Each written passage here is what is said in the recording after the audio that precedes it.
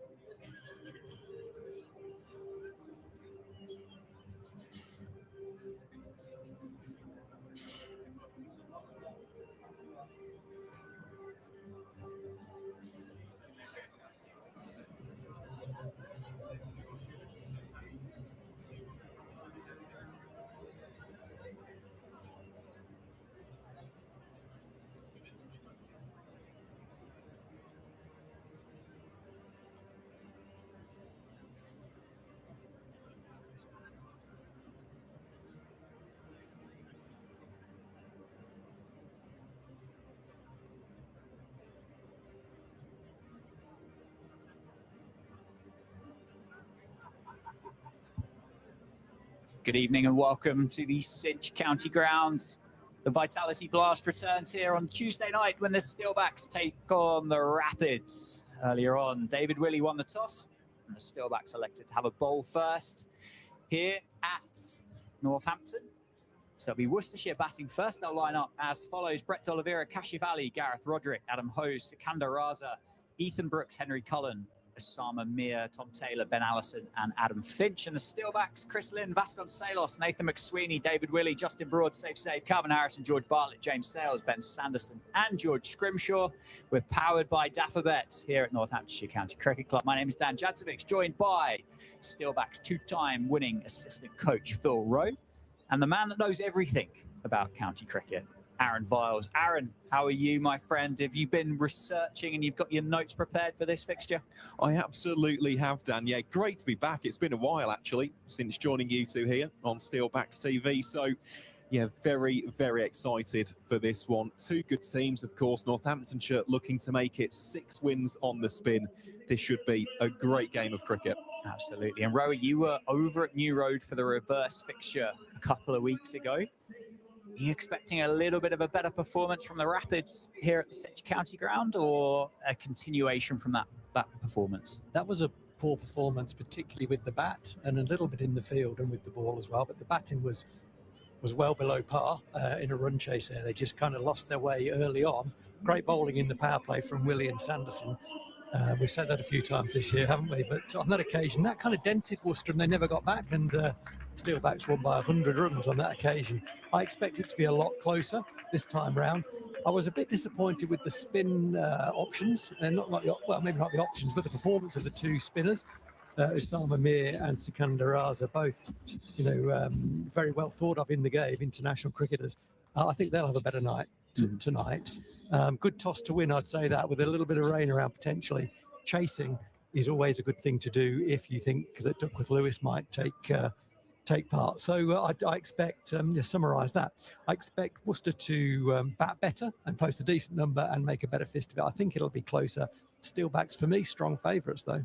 Yeah, we had about an hour of heavy showers, didn't we? Around 4:30. So that whole square, obviously including the wicket for this evening, has been under covers for a large period of time. Whether that will add anything for the Steelbacks seamers here with a new ball, we will see very shortly. One big change for Northamptonshire as Lewis McManus misses out this evening. He's got a broken toe. So Ricardo Vasconcelos will take the gloves and George Bartlett enters the setup. He'll be carded in at number 8 between Carvis Harrison and James Sales. And it's going to be the captain, David Willey, to open the bowling from the David Capel end with the brand new Kookaburra in his hands. He's had as good of, well, not quite to the standard he was last year, but he set himself a pretty high bar. Got an early pole in the up at Durham, took out Clark very early on. It'd be interesting to see Vasco behind the stumps because the ball, I think it'll swing. It's over the overhead conditions. I think the ball will swing, and that'll test Vasco. He hasn't kept wicket for quite a while. Yeah, well, we'll soon find out. David Willey on his way. Starts nicely. Should just be one, although it is one. Safe save off the boundary rope. Keep it down to a single. That was interesting for me because had they pushed for 2, I think they might have got there. And that's down to how slow the outfield is. Because of the water that we've had, it's soft. Normally the white ball would skid across there and get out to the man on the boundary and prevent the thought of a second. But that one just got out of the circle. And 2s could be a factor, couldn't they? Waiting the ball for 2. Glorious. Pitched up, a bit of a half volley from David Willey, but it had to be put away, and it was very, very stylishly by the captain, Brett D'Oliveira. Forward of point and 4 runs. Trying to get it up there and swinging it. That's David's stock in trade, isn't it? As I've said a number of times, I don't mind him getting driven early on. He's got to get the ball up there to swing. It was just over length, jumped on by D'Oliveira and nicely put away. But whilst it's swinging, take wickets. Give it a chance. Better reply, and a confusion between the pair. New look opening partnership, Aaron, for Worcestershire. It is, tonight. Yeah. Just to go through the couple of changes for the Rapids as well, of course. Henry Cullen He'll come down further down the batting order. He's come in for the injured Ishaq Mohammed, hence the change in the top order. That's why Kashif Ali is alongside Brett D'Oliveira. Ben Allison is the other change. He comes in for the injured Matthew Waite. So, yeah, a couple of changes for Worcestershire, who, as we've already said, could probably do with the points here this evening. Interesting change in the field. Slip goes out, goes into a catching cover. It really just drags that length back a touch. Maybe there's a little bit of hold in the surface. Yeah, I think so. Yeah.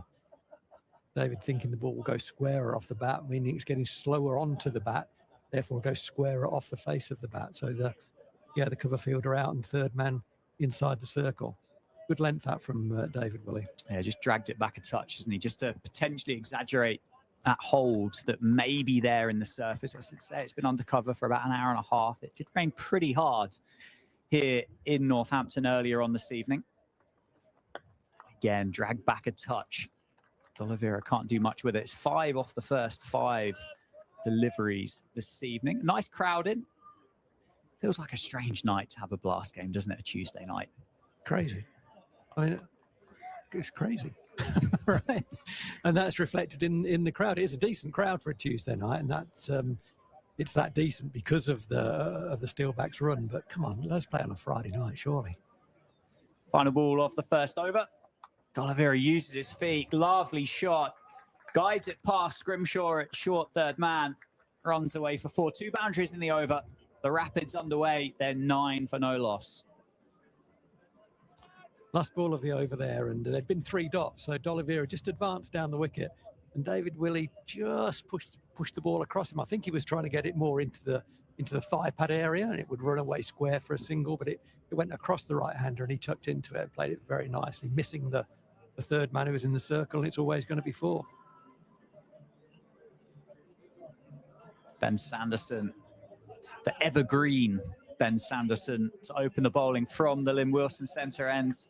Had an exceptional start to 2026 with the Dukes in hand, and he's carried that form forward to turning out to be one of the most important members of this Steelback side. 9 for no loss after the first. Slipped back in place, a short ball, a rare short ball from Sanderson. It's pulled away by Kashif Ali for 4, backward of square.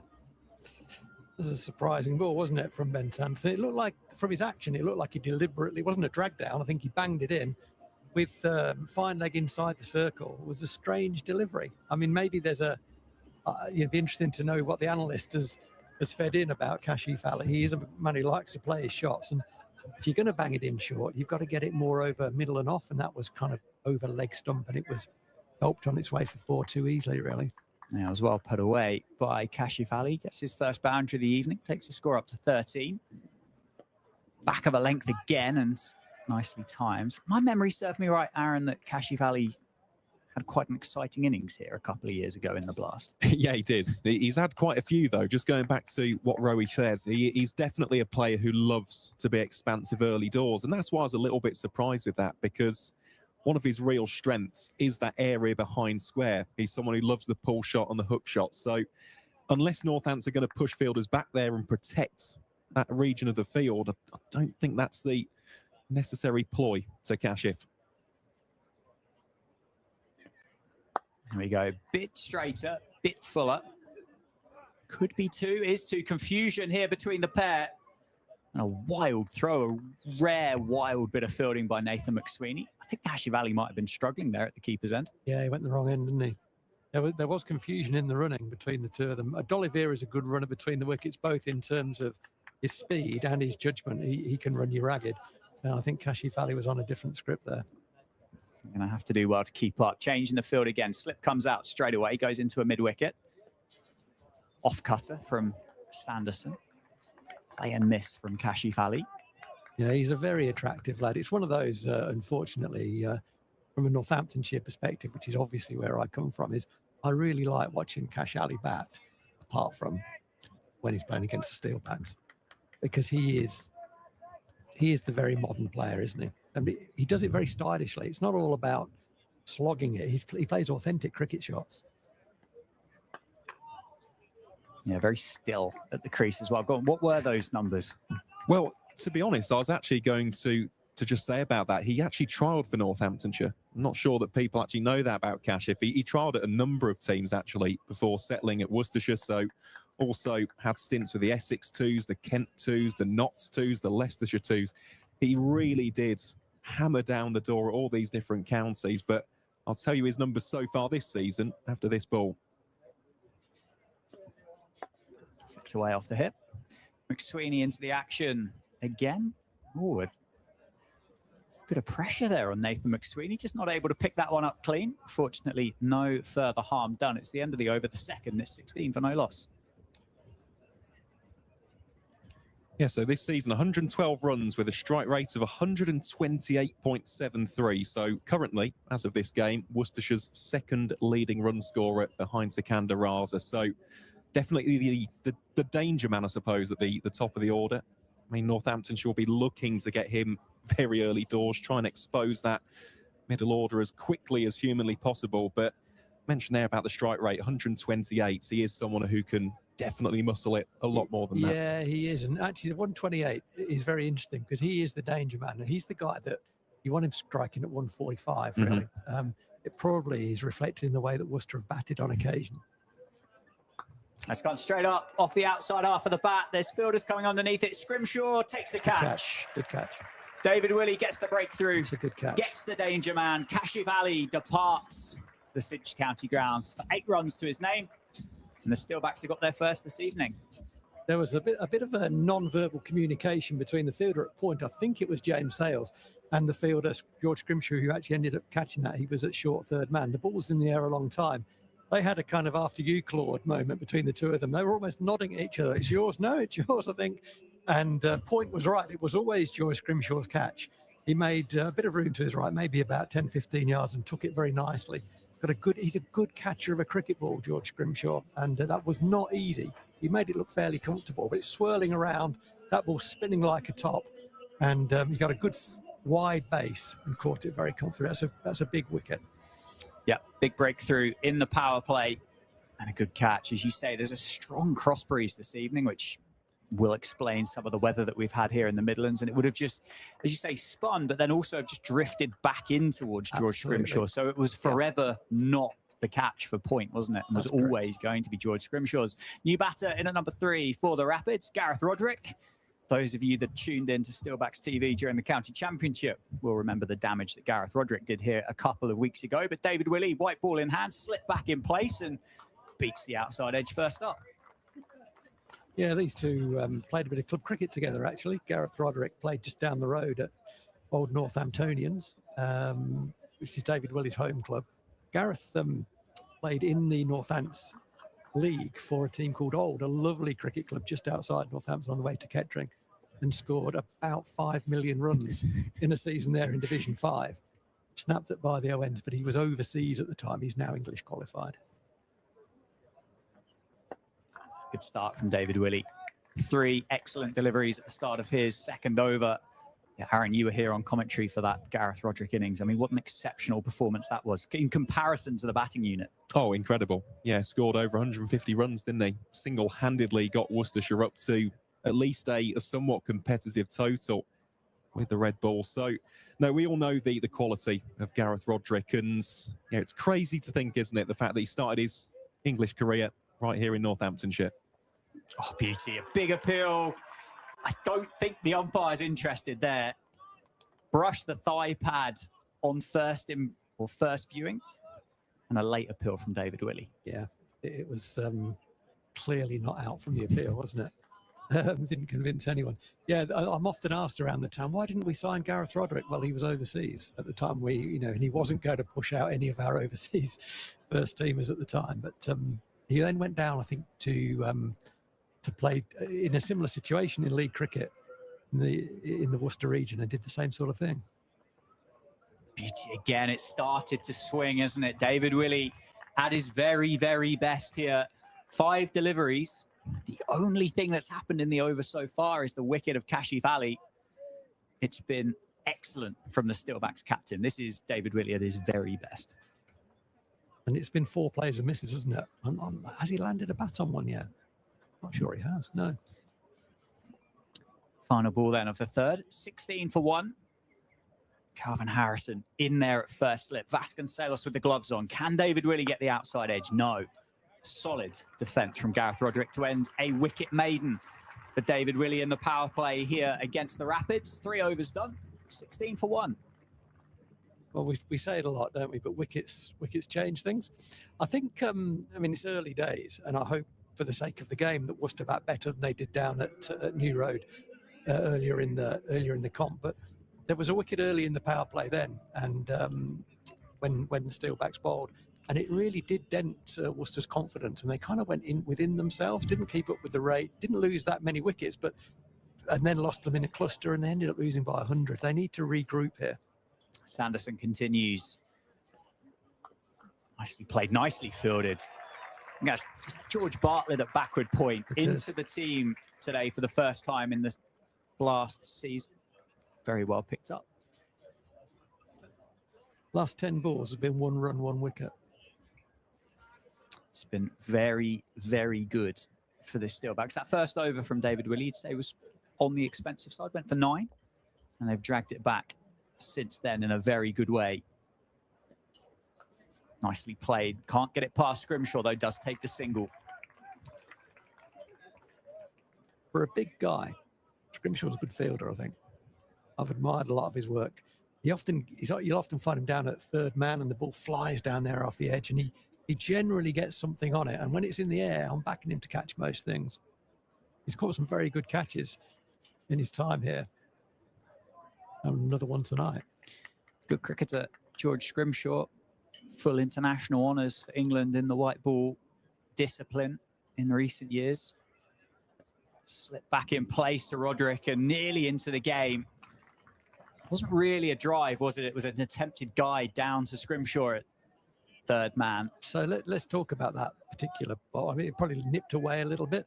There was a wee bit of width, wasn't there? It wasn't on the stumps. There was a little bit of width. It was probably about 5th stump, something like that. There's no fielder out on the point boundary or extra cover. He's gone down to third man. You've got to play a shot at that. You have to try and hit that for 4. 17 for 1. That one back of length again. Does play a shot this time. I think Justin Broad's going to cut that off. It is racing across the bounce. Well, you've done me dirty there, Rowie. 4 runs for Gareth Roderick. It turns out this outfield's lightning fast. Down the hill. That's where he should have done the ball before, essentially. You've got to keep scoring in this cricket. If you don't, the pressure builds up. Then a wicket comes, and then you're really behind the 8 ball. So it's the first one he's got out of the middle of the bat. It was nicely timed, but he's a dangerous man. Play to your strengths. You've got to back yourself. 21 for 1. Having a little look leg side there. He loves a slog sweep. Yeah, 1 fielder out, just in front of square on the leg side. Squared up a fraction. Little bit of fortune. James Sales pulls that one back in. Roderick completes the second. Should we skip over that bit of wicket keeping? Yeah, I think probably best for everybody involved. Yeah, I suspect. I mean, Lewis McManus missing this evening is a huge loss, isn't it? You are the vice chairman of the Wicketkeepers Union, aren't you? After proud vice chairman. I will defend a wicketkeeper to the hills. Toughest job in the game. It is. It is. When they had big gloves, pants they could wear, I'd make it a bit easier, wouldn't it? It does make it easier as Sanderson continues. And finishes his over on the money. 4 done. 23 for 1, the Rapids. Good start as usual from Ben Sanderson, there or thereabouts. Gone for 7 in each of his 2 overs. But the captain is having a 3rd over. He sniffs blood, doesn't he, David Willey? I wondered whether he might throw the ball elsewhere, but he's having his 3rd over of the power play, coming off the back of a wicket maiden. You've got a slightly better view of this, Aaron, than what we have on the angle, but that wicket maiden, the ball looked like it was starting to really swing. Oh, 100%. It was, and I think that's probably why David Willey here is, as Rory's put it, is sensing blood in the water. He's going after this, just seeing if there's any tail he can get back into the right-handers. Flick through the leg side. It's not going to carry down to the fielder, James Sales, at deep backward square, but that will excite the Steelbacks. D'Oliveira not quite in control of that shot. Yeah, I wonder where he was hitting that. It was never really ever going to be caught, but he would have had his heart in his mouth slightly because it did carry quite a long way, didn't it? Maybe that says about the slowness of the surface. Yeah, I threw his shot a wee bit early. If that breeze had just picked up at the wrong time, there was a chance it carried the whole way, wasn't it? 24 for 1. Roderick back on strike, goes for the ramp, doesn't connect, and much tidier that time from Ricardo Vasconcelos. There we go. Well done, Vasco. I mean, it's a tough job, right? I think it is. I think it's the hardest job in cricket, keeping wicket, in professional cricket particularly. And Vasco's not done it for quite a while. And it's something that, you can't just pick up. Got to be practicing it day in, day out. But it's handy that we don't have to bring another keeper into the side, that we can use Vasco in that role. That's quite useful. Yeah, absolutely right. 2 done in this over. Roderick tries to create a bit of an angle, but David Willey just tracks him, sees him move early, and just follows him. Roderick has one option only, just to drop it into the leg side for 1. That's the experience of David Willey, isn't it? Yeah. Just watched him like a hawk. Absolutely. I feel Dolly might go a little bit here. Kind of feels like 25 for 1 with an over and a half to go in a power play. I think he might go. You've got to take a risk, haven't you? I think at this stage, tries to get it past Scrimshaw, doesn't. Well, there's a casual piece of running from the Rapids pair in the middle. It wasn't rapid, was it? Very good. Here we go. Not my best work, but it'll do till something funny comes along. It's still early, isn't it? 26 for 1. 2 deliveries left for David Willey.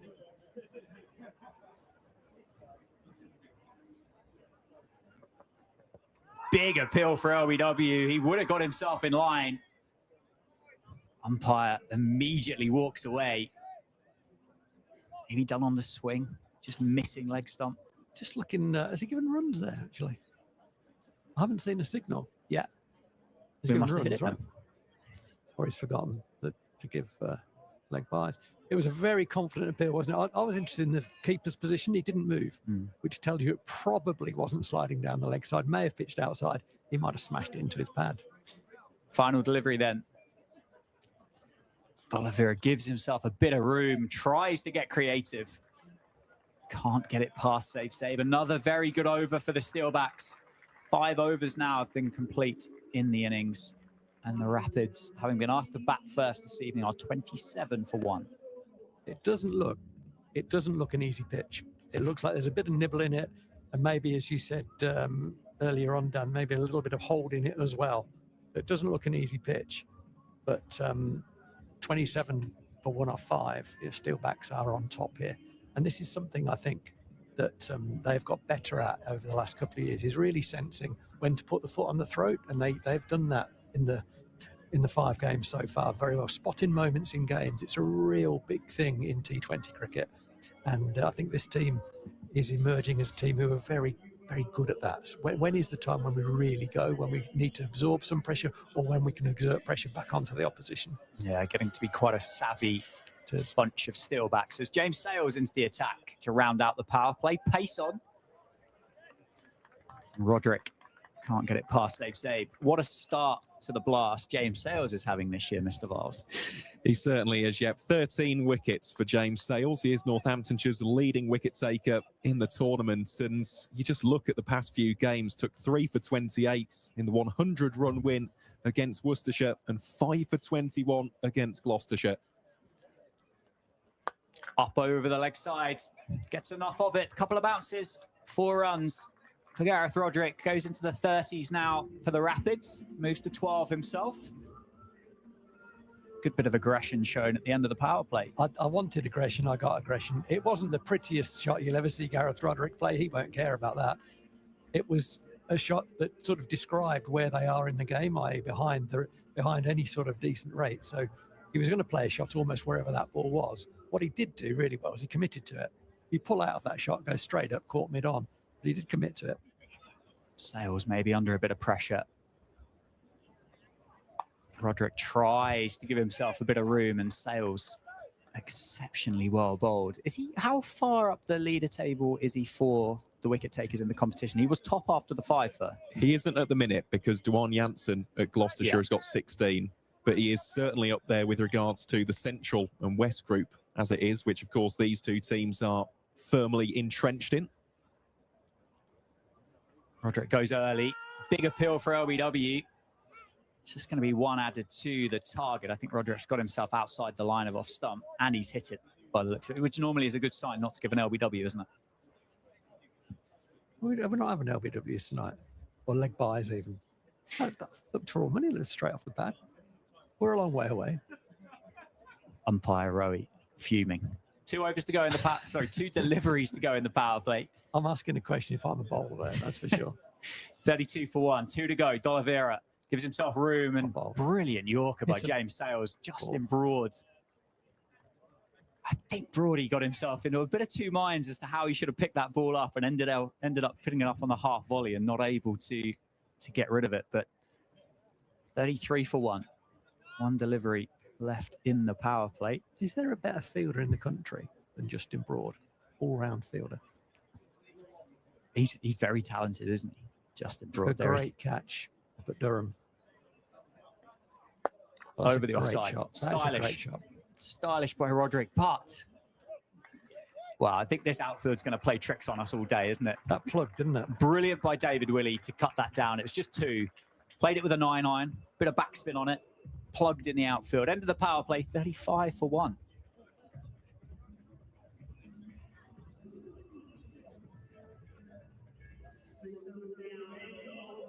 Save. Looks like he's going to come into the attack from the David Capel end. All in agreement. Steelbacks get the power play. Oh, 100%. Yep, just the 5 boundaries conceded. That is the fewest of any power play here at Wantage Road in 2026. So, yeah, completely. 35 for 1. The bowlers have done an excellent job. Of course, the big thing for Worcestershire, these 2 are still there, and we know exactly what D'Oliveira and Roderick are capable of. We just need to see them up in the ante now. Yeah, I'd agree with that. Certainly Northampton in the ascendancy, but that last over went for 8. The key thing is they're 1 down, isn't it? That's the key thing. They have got tokens they can spend, but they've got to spend them. That's the thing. They've got to go now. Save. Bit of left arm orthodox. Powerfully struck away through the offside. McSweeney back into the business and picks that one up tidily. Brilliant work to keep that down to just a single. Thought that was going to be 2 for all money. Yes, you mentioned the tokens. You've got Adam Hose carded next at number 4 for the Rapids. Full toss, takes all the pace off it. That's brilliant by Save. Excellent bit of fielding off his own bowling. I think the batter would have made his ground, but exceptionally high standard he set himself there. Then you go into Sikandar Raza, Ethan Brooks, Henry Cullen, and Osama Mir through that middle. Nicely bowled once again and brilliantly fielded. When you look at that Rapids lineup, do you think they're just a batter light, maybe? Yeah, I think they probably are. The thing is, 1 down after 6.5, they can go now. So that's okay now. That they've not missed that batter in that they're only 1 down, almost into the 8th over. This is good from Save. So good to see him back in the side. He came back in because of Kimber's injury, but it's good to see him back. Bit of a drag down. Again, it's not going to cost him much, is it? He's only going to concede 1. He's conceded 2 runs off the 5 deliveries he's bowled in this over. You're right, he came back into the side, and you can see from these 5 deliveries, he almost looks like he's got a bit of a point to prove. He feels that. I bumped into him the other day in the coffee shop, and totally understands. There's no criticism of the selection. He understands how it's come about. He's disappointed to be out of the side. Of course he is, but he's just shown there what his worth is to this team. Yeah, 3 runs off the over. 39 for 1. Roderick on 17 and D'Oliveira on 14. Controlled his length very well there, didn't he? What the spinners are always trying to avoid is anything that gets hit in front of square from the crease. So if you imagine the batter being able to stay in the crease, just put his foot down the wicket and hit through the line of the ball, that's the one that the spinner wants to avoid.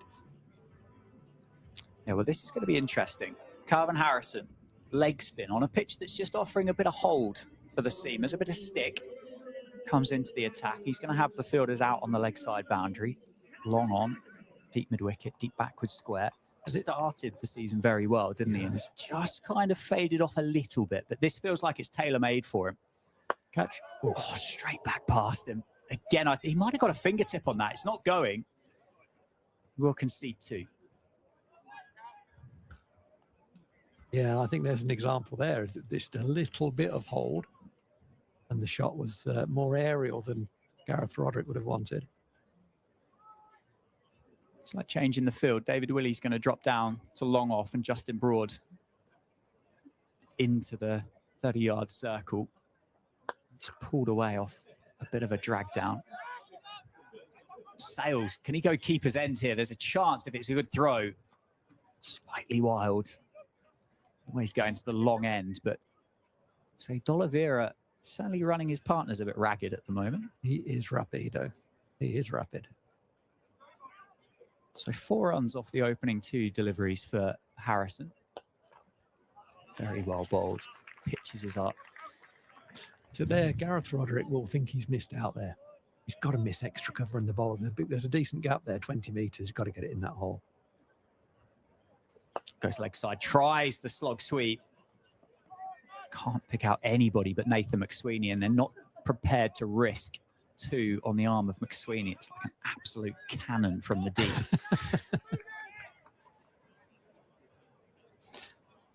That's one thing I really wish I could do. Throw. Yeah, but throw properly. Yeah, well, you're a keeper. That's why they wear the gloves. The arms are made of custard. They are. But I'm very jealous of a proper cricketer. Brilliantly well bowled again. Excellent here from Calvin Harrison, backing up Safe Zabe from the other end. There have been some keepers who were brilliant fielders. Guy from Kent rings a bell, whose name's gone straight out of my head. Bowled. Brilliant again. Is it going to race away? It's the short side. No, George Bartlett into the team. Does brilliantly on the boundary edge. Very, very important position he finds himself in this evening. 46 for 1 after 8 overs. Good start for Calvin Harrison. Sam Billings is the name I was searching for. He's a fantastic fielder and a pretty good wicketkeeper as well. Good start there from Calvin Harrison. We did see there more intent, I think, from the Rapids, but boundaryless. The last boundary was in the second ball of James Sales is over, so the boundary count is still quite low, isn't it? It is, yep. Stands at just 5. So something needs to happen. Feels like there'll be an action ball, maybe in this over. Brilliantly well bowled. Safe Save gets another. Rewarded from the over before, where he conceded just 3. And he already asks a big question of Gareth Roderick, who tries the reverse, goes the orthodox sweep, gets a big top edge on it, goes over the shoulder of Vasconcelos. Scrimshaw finishes second in the race. And Roderick gets the boundary. The first one since, when was the last one? Towards the end of the power play. Towards the end of the power play. 3 overs ago.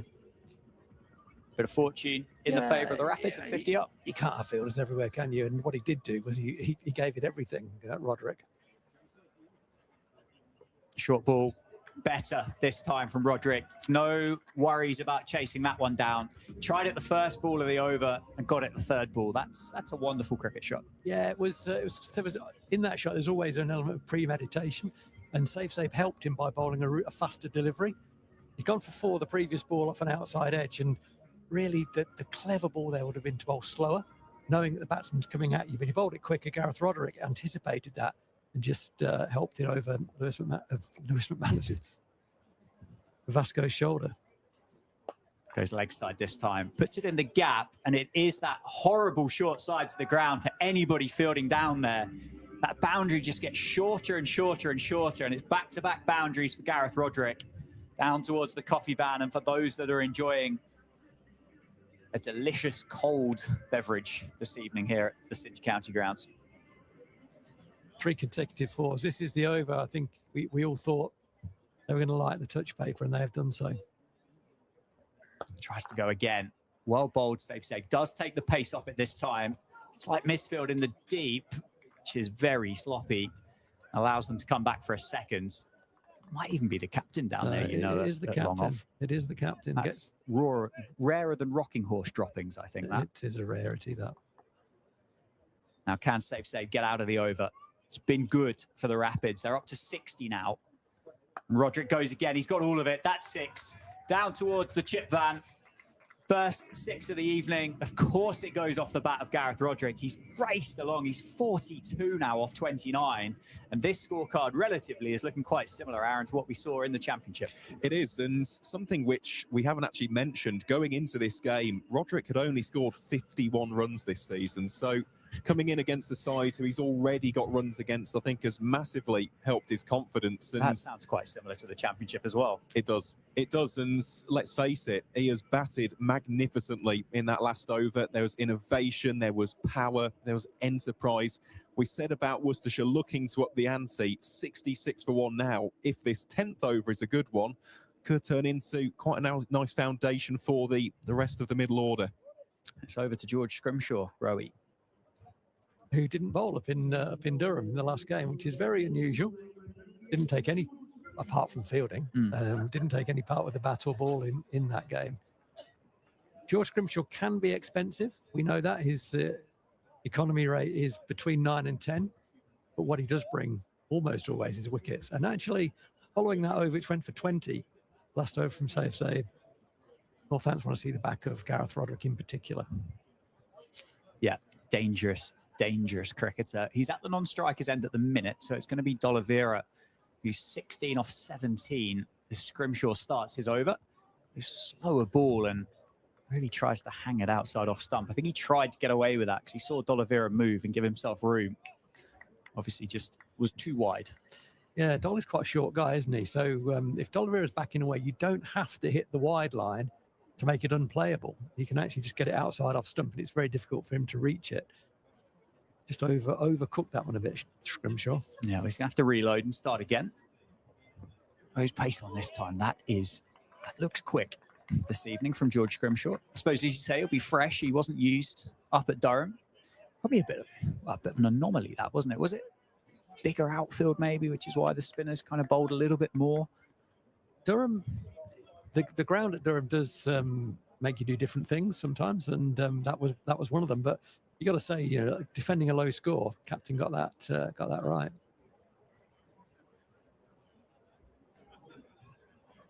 D'Oliveira gets cheeky, gets the ramp out, but can only get it down to the fielder on the boundary rope. He would have wanted more there, wouldn't he? It's an extravagant shot to play for 1.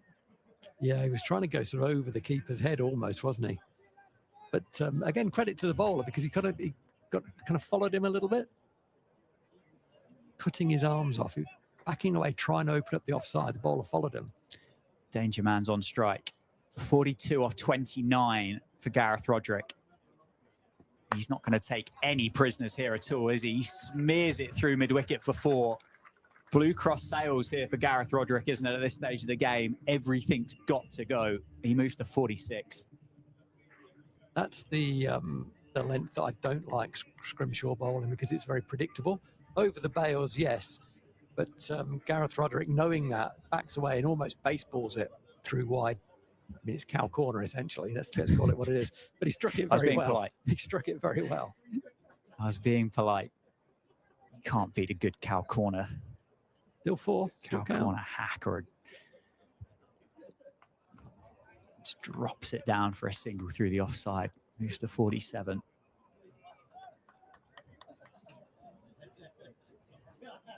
Wants to be the aggressor, doesn't he? Wants to take the pressure off Brett D'Oliveira. It doesn't look like he's massively struggling, D'Oliveira, but the fact that he's striking at less than 100 surprised me when I looked around the corner and saw the scoreboard there. It is a surprise. He can go now. They've got some tokens, haven't they, in that middle order, and they need to be spending them right now. Some big hitters to come as well for the Rapids. Goes offside. Wow, that is crunched, isn't it? Through the posh side for D'Oliveira. Moves into the 20s. That has flown. Yeah, that was an incredible shot, wasn't it? Just rehearsing it, he enjoyed that. I think everyone enjoyed that, other than George Scrimshaw and probably 10 of his mates in maroon. That ball was hit so hard. I don't think it ever rolled. That ball bounced twice, I think, before it crossed the line.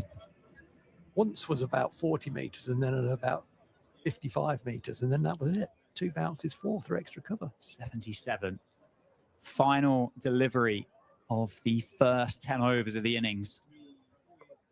It's a slower ball. It's very well bowled by George Scrimshaw, and it's a single to end the first half of the innings for the Rapids. 10 done, and the score is 78 for 1. It's Roderick on 47 and D'Oliveira on 22. Where would you say, chaps? Where would you say the game is? Who would be the happier of the two sides?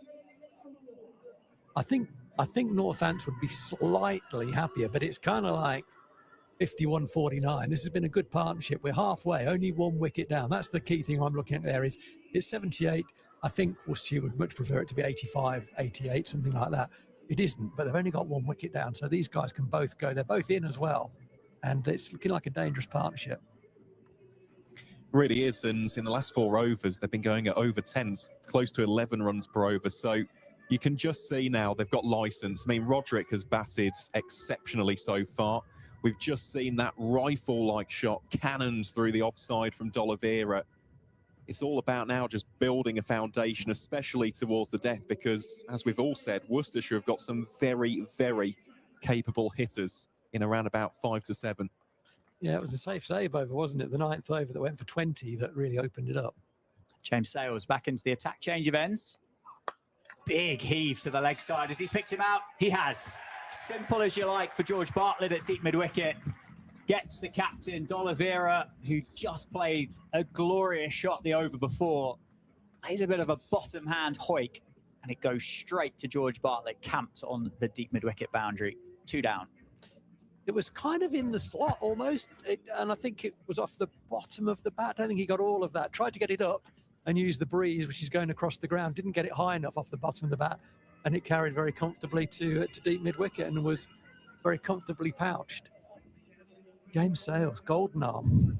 Absolute golden arm. Is that number 14 now? It is, yep.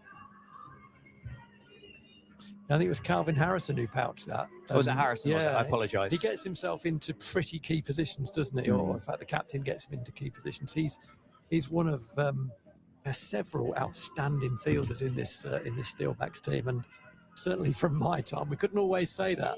There were some good fielders and there were some others. But the overall standard is exceptionally high in this group.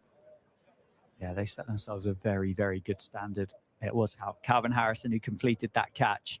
Didn't have to move. Still had to complete it, though, didn't he?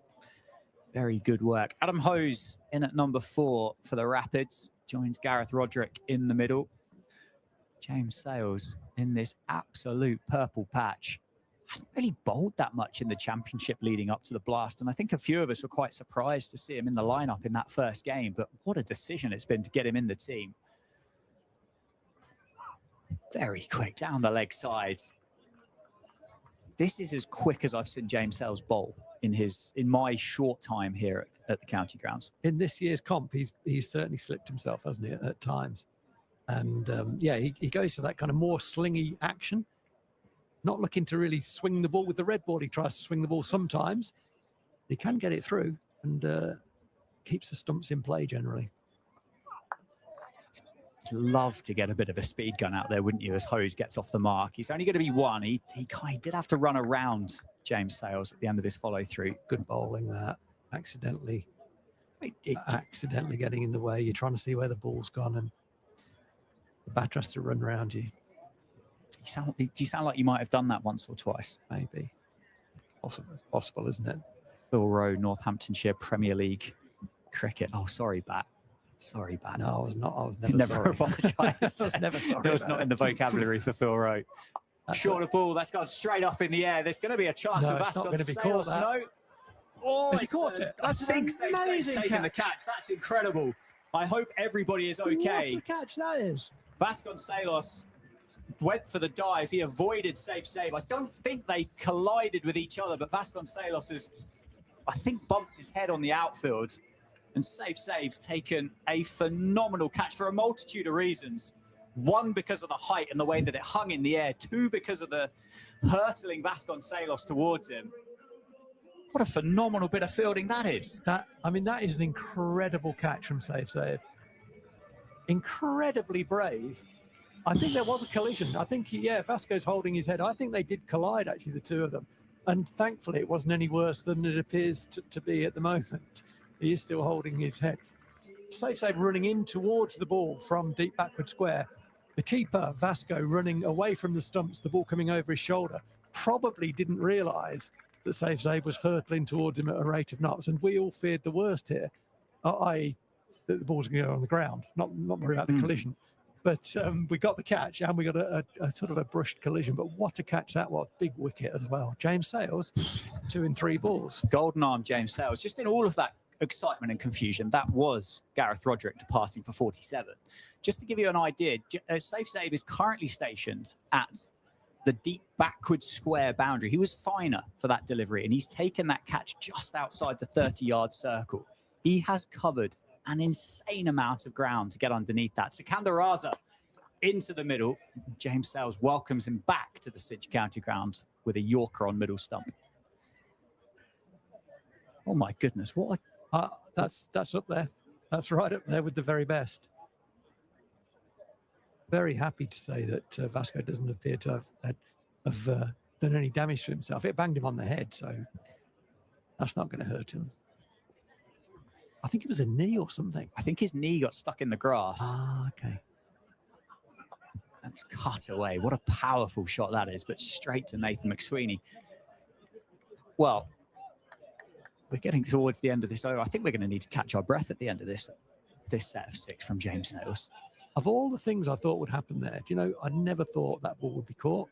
I just felt it was, first I thought it was going to fall into the gap. Yep. And then when Safe looked like he might get somewhere, I thought that he's going to catch it and collide and it'll pop out somewhere. It was a great bit of fielding.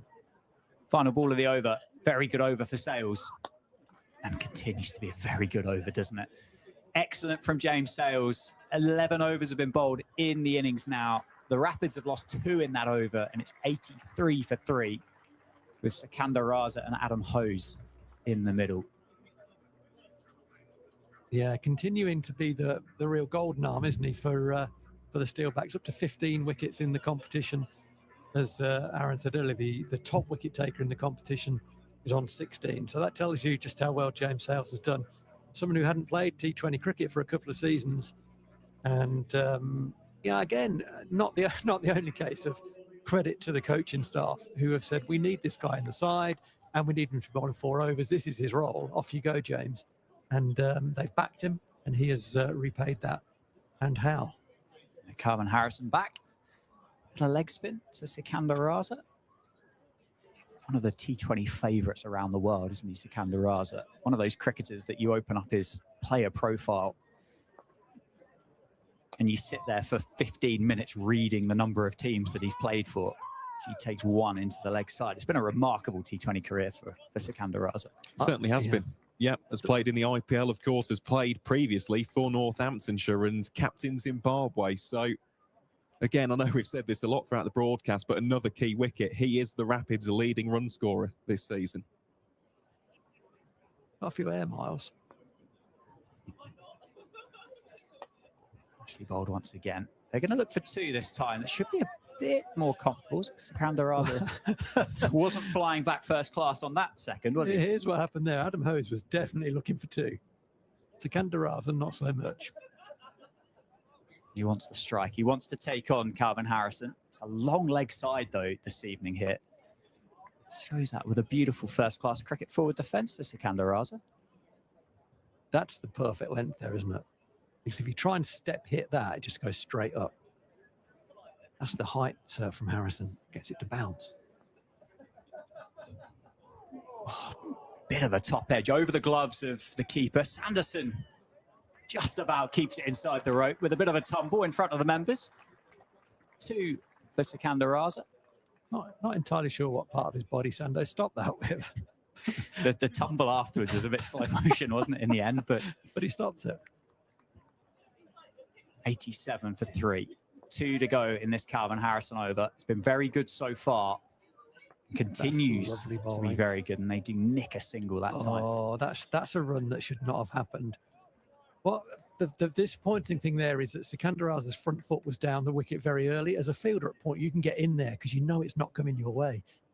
Yeah, dropped and run. Good run. Poor fielding. 88. Final ball of the over. Turn. Genuine turn in this surface this evening. 1 run taken off the final ball, 12 bowled, 8 to go. And the Rapids are 89 for 3. So striking at about 7 point, well, I can see it actually, exactly 7.4. Kind of feel I kind of think the next 3 overs are likely to dictate which way this game goes. Yeah, you've got some numbers, haven't you, Aaron, in amongst your notes with regards to first innings scores and winning scores. I mean, what are Worcestershire going to need to do from this stage to get up to those kind of numbers? Well, it's a very good question. I mean, we usually tend to look at 170 plus as a bare minimum here at the Cinch County ground. But then again, it has been a slightly unconventional surface. There has been hold. It has been slow at times. Of course, the outfield, as a result of the rain, has slowed the ball down. So I reckon maybe about 160. James Sales, as you'd expect, does continue. And, geez, it's incredibly quick. And that is exceptional. I think Hose was struggling to make his ground back there. Sales has done very well off his own bowling. Hose is, he's not a household name, Hose, but in the game, everyone knows that he's a dangerous man. He's, he got himself into the Big Bash, not recently, but fairly recently, at least 4 or 5 years ago. And you don't get those gigs unless you can play. So he is a dangerous man. Certainly is. Somebody that Mr. Viles would have enjoyed a lot of, wouldn't he? In, what do you call it? The nation's second city. Goes leg side. Great take from Ricardo Vasconcelos. You see the body and the feet just starting to move a bit better for Vasconcelos on that one. Nice, wasn't it? Full length dive. One for the photographer. Full length dive from Vasco, about 2 feet.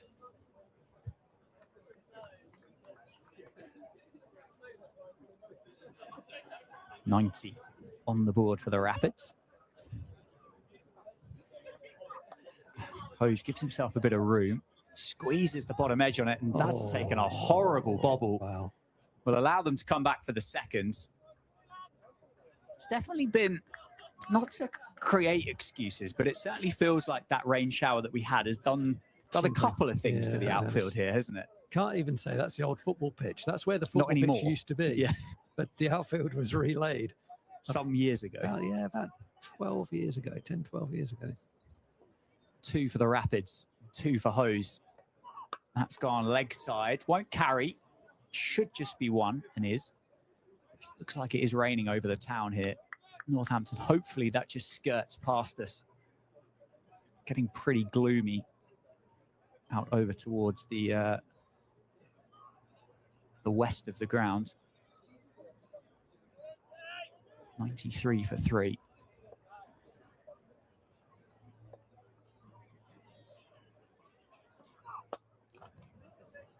Just going to be 1 again, isn't it? Safe save. Down at deep backward square. I suppose that's the trade-off here. I mean, Sikandar Raza is, off the top of my head, is he 38 years old, Sikandar Raza? He's 40. 40 years old. Going to be sprinting too many 2s, I suppose, would be the trade-off to having him there in the middle. I feel this is going to be a big shot. Mid-on and mid-off up. Now 7 off 7 for Hose.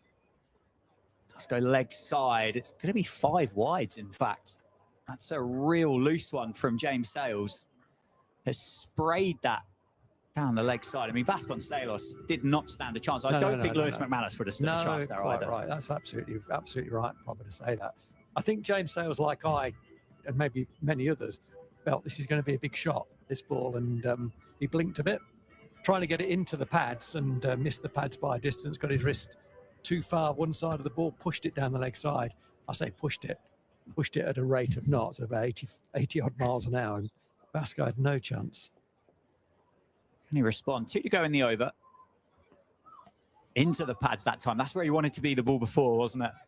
This one might be the first leg by this evening. There we go. Lovely. 100 up for the Rapids. Yeah, 10 off the over so far, 1 ball to go. James Sales hurrying, was a moment ago, hurrying back to his mark. Northants, as have other teams this season, have struggled with the cut-off time. It's 7:47 is the cut-off. Nicely bowled again. It's just going to be 1 more added. Yeah, they've got 27 minutes, haven't they, to complete these next 7 overs. I guess that is the trade-off with David Willey, Ben Sanderson, James Sales, Calvin Harrison bowling 16. Sorry, George Scrimshaw bowling 16 of those overs with those long runs, and Going off. we are going off. Now, is that preemptive? Is that raining out there at the minute, Mr. Viles? Yeah, it is. Oh, It's it is just actually, started to rain. Well, we will. I'll tell you what, you keep going, and I'll go and grab the microphone from inside or from outside so that doesn't get damaged. Well, we'll take a short break here then on Steelbacks TV. Just a reminder of the score then, as we do have this unfortunate delay as a result of the inclement weather. The Worcestershire Rapids are 101 for 3 after 13 overs. We hope to be back sooner rather than later. We'll, of course, keep you posted as and when we get any updates. Until then, on final reminder of the game situation, Worcestershire 101 for 3.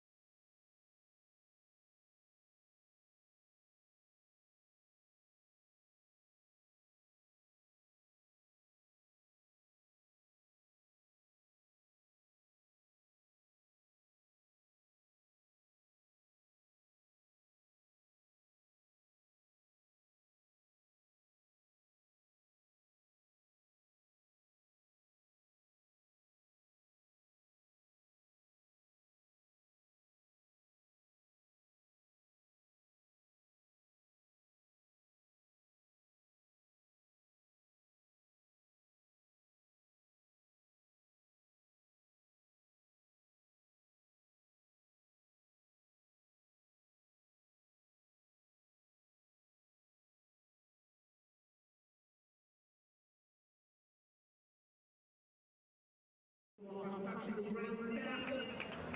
Making sure we get ready to back on the weather as soon as possible.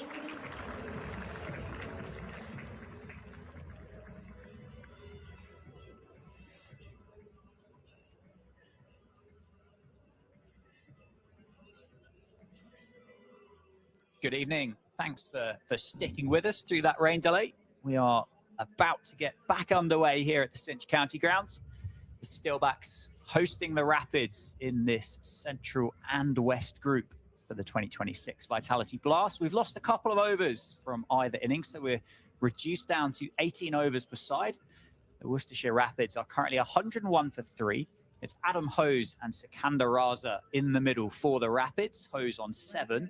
And Sikandar Raza on 8. We're powered by Daffabet here on Steelbacks TV. My name's Dan Jadzovic, joined by Phil Rowe and Aaron Viles. And both captains and batting units have got a little bit of a thing to sort out here with the reduction. A couple of bowlers need to bowl a bit less, and some batters maybe need to get on with it a bit quicker. Yeah, it's now 18 overs, as you say, so that'll be 3 bowlers can still bowl their full allocation of 4, and 2 bowlers can only bowl 3. I think that actually, in a way, probably makes things simpler for David Willey, because he knows probably that he will bowl one of those. That takes him to 4. Ben Sanderson will probably bowl 2. That takes him to 4. And he's also got 1 over left from James Sales and 3 from Scrimshaw. So I would imagine it'll probably go that way. As I say that, Calvin Harrison is about to bowl from the Lynn Wilson, which does surprise me because the ball will get wet. The outfield has taken some rain during that break, and the ball will get wet.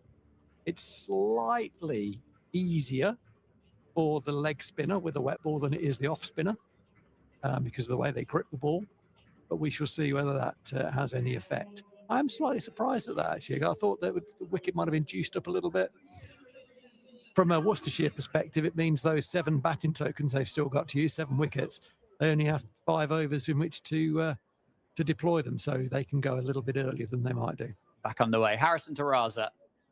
Starts on the money. A bit of a Yorker for the leg spinner. Aaron, do you see the rain affecting much here? The outfield maybe get a bit slower, a bit more hold in the surface again? Yeah, definitely. And I think it's going to be a very, very interesting 5 overs here because, let's face it, Worcestershire probably needs to get quite a few boundaries going. They got some dangerous cricketers to go, haven't they? And Raza being one of them, but it's a good start to this second half of the innings for Calvin Harrison. 2 dot balls to start. It's going to be Sikandar Raza with Adam Hose, Ethan Brooks, Henry Cullen, Osama Mia to do some damage as Raza does get underway in this second part of the innings. Tom Taylor, of course, we've seen plenty of him here at the Cinch County Ground. Hits a long ball, had a very, very good summer in the Metrobank One Day Cup a couple of years ago. Ben Allison and Adam Finch rounds out the 11 for the Rapids. The hardy souls here in the ground have stuck it out through that rain delay. It got pretty hard, didn't it, for a while.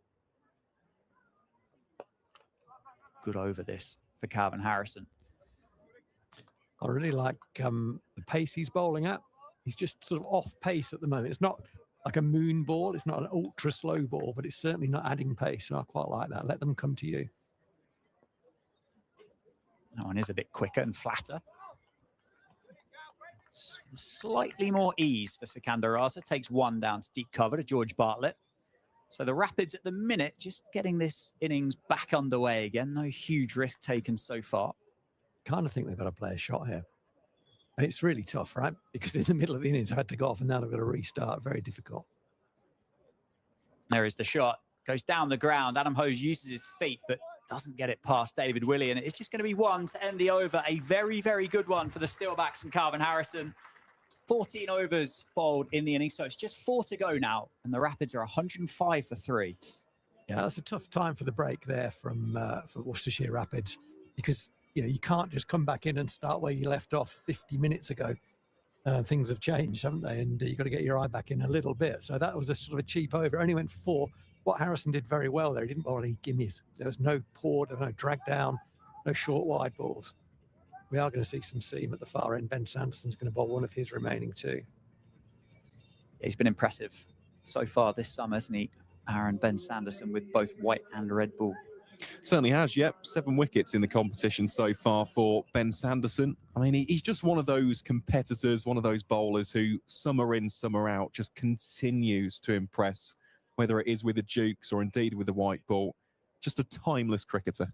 It certainly is. From the David Capel end, Adam Ho's on strike. He's 9 off 10. Maybe, is that out or is that a crowd catch? That's a crowd catch, isn't it? Just bump ball. Good bit of fielding by Justin Broad. Having a bit of a laugh, I think, with George Scrimshaw and Vasconcelos. I said earlier, is there a better fielder in the country than Justin Broad? And I know there are some amazing fielders in the country, and it's so hard to differentiate between them, but he would be in any conversation. He's that good. He is exceptionally talented, isn't he? Good start to the over for Ben Sanderson. Width, and that's going to be crunched through the offside. McSweeney on the boundary rope. I just wonder, and obviously being inside that 30-yard circle, incredibly important. Obviously started the season with a bit of an injury, didn't he? I wonder if he was fully fit. I don't know if he is at the moment. He's not bowling. I dare say he'd be on the boundary rope if he was fully able-bodied at the moment. I think that's right. Currently just stationed at backward point with George Scrimshaw to his left at short third. Sanderson. That's a great shot. Oh, it's beautifully guided by Sikandar Raza. It's going to be a long chase onto the boundary rope. The ball does win. Certainly that rain has taken a bit of pace out of it, but he gets the boundary. He moves to 14. It feels as though, I don't know about you, but it feels like there's a bit of pressure here on the shoulders of Sikandar Raza to get this innings up to a score that they're going to have something to bowl at.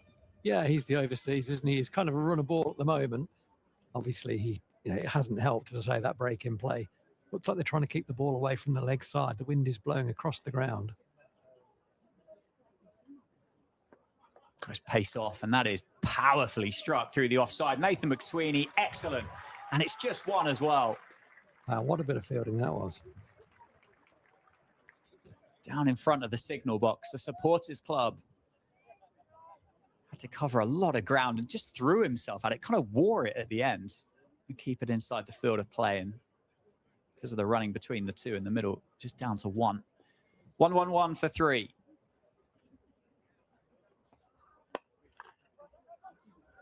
Another single taken. Excellent over for Ben Sanderson.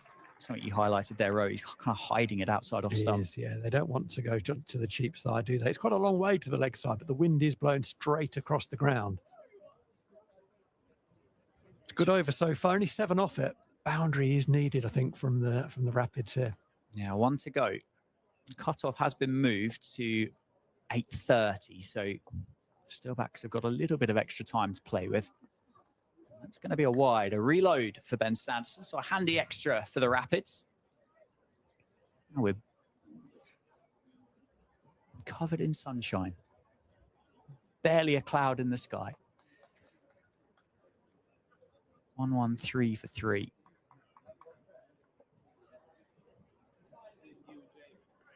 So I'd like pace off now. It is pace off, and it is just 1. Straight out to McSweeney again. He's been busy in the over. There are 3 overs to go, 18 legal deliveries, and the Rapids are 114 for 3. Go on then, chaps. 18 balls to go.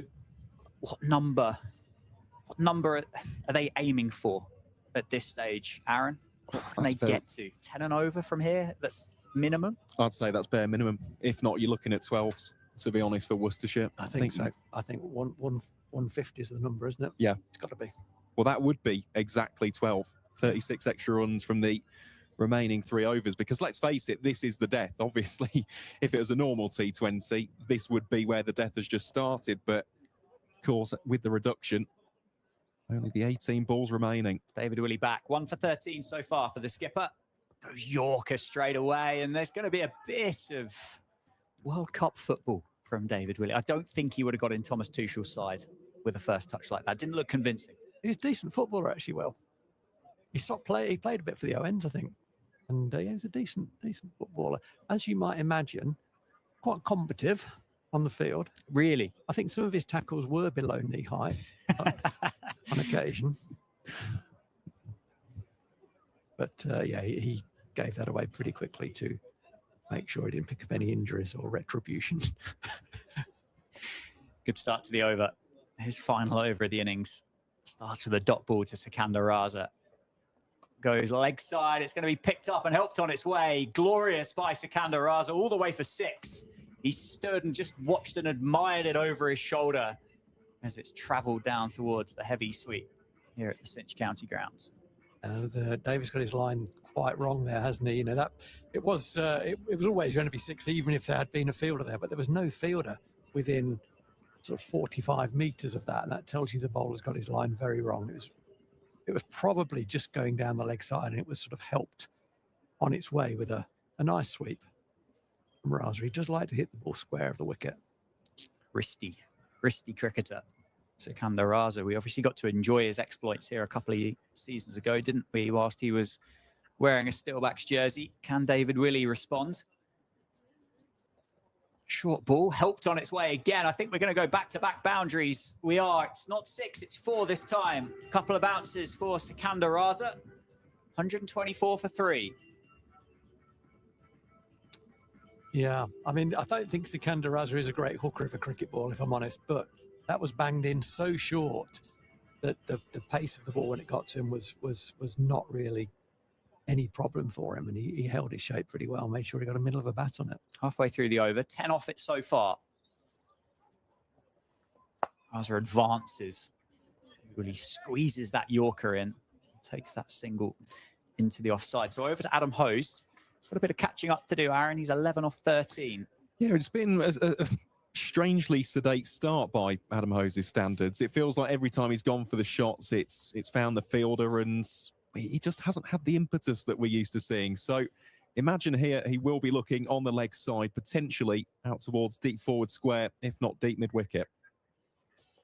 Couple of big gaps, isn't there? He goes straight up in the air. Calvin Harrison's going to be underneath it. Does he take the catch? He does. David Willey gets his second of the match. It's Adam Hose trying to start in 6th gear. Can't clear the ropes. David Willey gets his second. Harrison gets his second of the match. And the Rapids lose their 4th. And it's a dot ball as well. Yeah, it was a curious innings from Adam. I think you're right what you say there, Aaron. He did hit the fielder quite a number of times, and a couple of those missed the fielder. Then he's away, isn't he? But he knew he had to go there. The score is still below par, only 8 and over being the run rate. He went to the longest part of the ground, and so many perish right below us here at long on, and Calvin Harrison's not dropping that. He did drop a catch at an opportunity up at Durham, which was a very rare thing. But he catches 95% plus of the efforts that get his way, and that was pretty comfortable for him. Yeah, it was pretty regulation, wasn't it? And brings about the end to a pretty tame innings from Adam Hose. Next in for the Rapids, I believe it's going to be Ethan Brooks, isn't it, to join? I like him as a cricketer. I think he's a talented young lad, this kid. I think he's a good cricketer. Very skillful all-round cricketer. He reminds me of Ed Barnard, captain in Warwickshire in the T20, formerly a Worcester player. It's going to be helped on his way. That's going to be another boundary in the over. That is. That's exceptionally put away, isn't it? First ball that Ethan Brooks has faced, just as a reminder. And he sweeps it away off leg stump for 4. Good over for both sides, I'd say. 129 for 4, 16 done, 2 overs to go. He's a dangerous guy. He can go from ball 1, and he hits the ball in different areas, Ethan Brooks. That was it was almost a Yorker, wasn't he? He sort of swept it without really moving any footwork at all. Swept it behind square, found the gap for 4. It was a very good shot. The big over, though, 15 off the over. They need to keep going at that sort of number to get what might be a par score of 18 overs. Yeah, well, all the while that Sikandar Raza is there, they're going to stand a chance, aren't they? Ethan Brooks, as we've just spoken about, hits a big ball.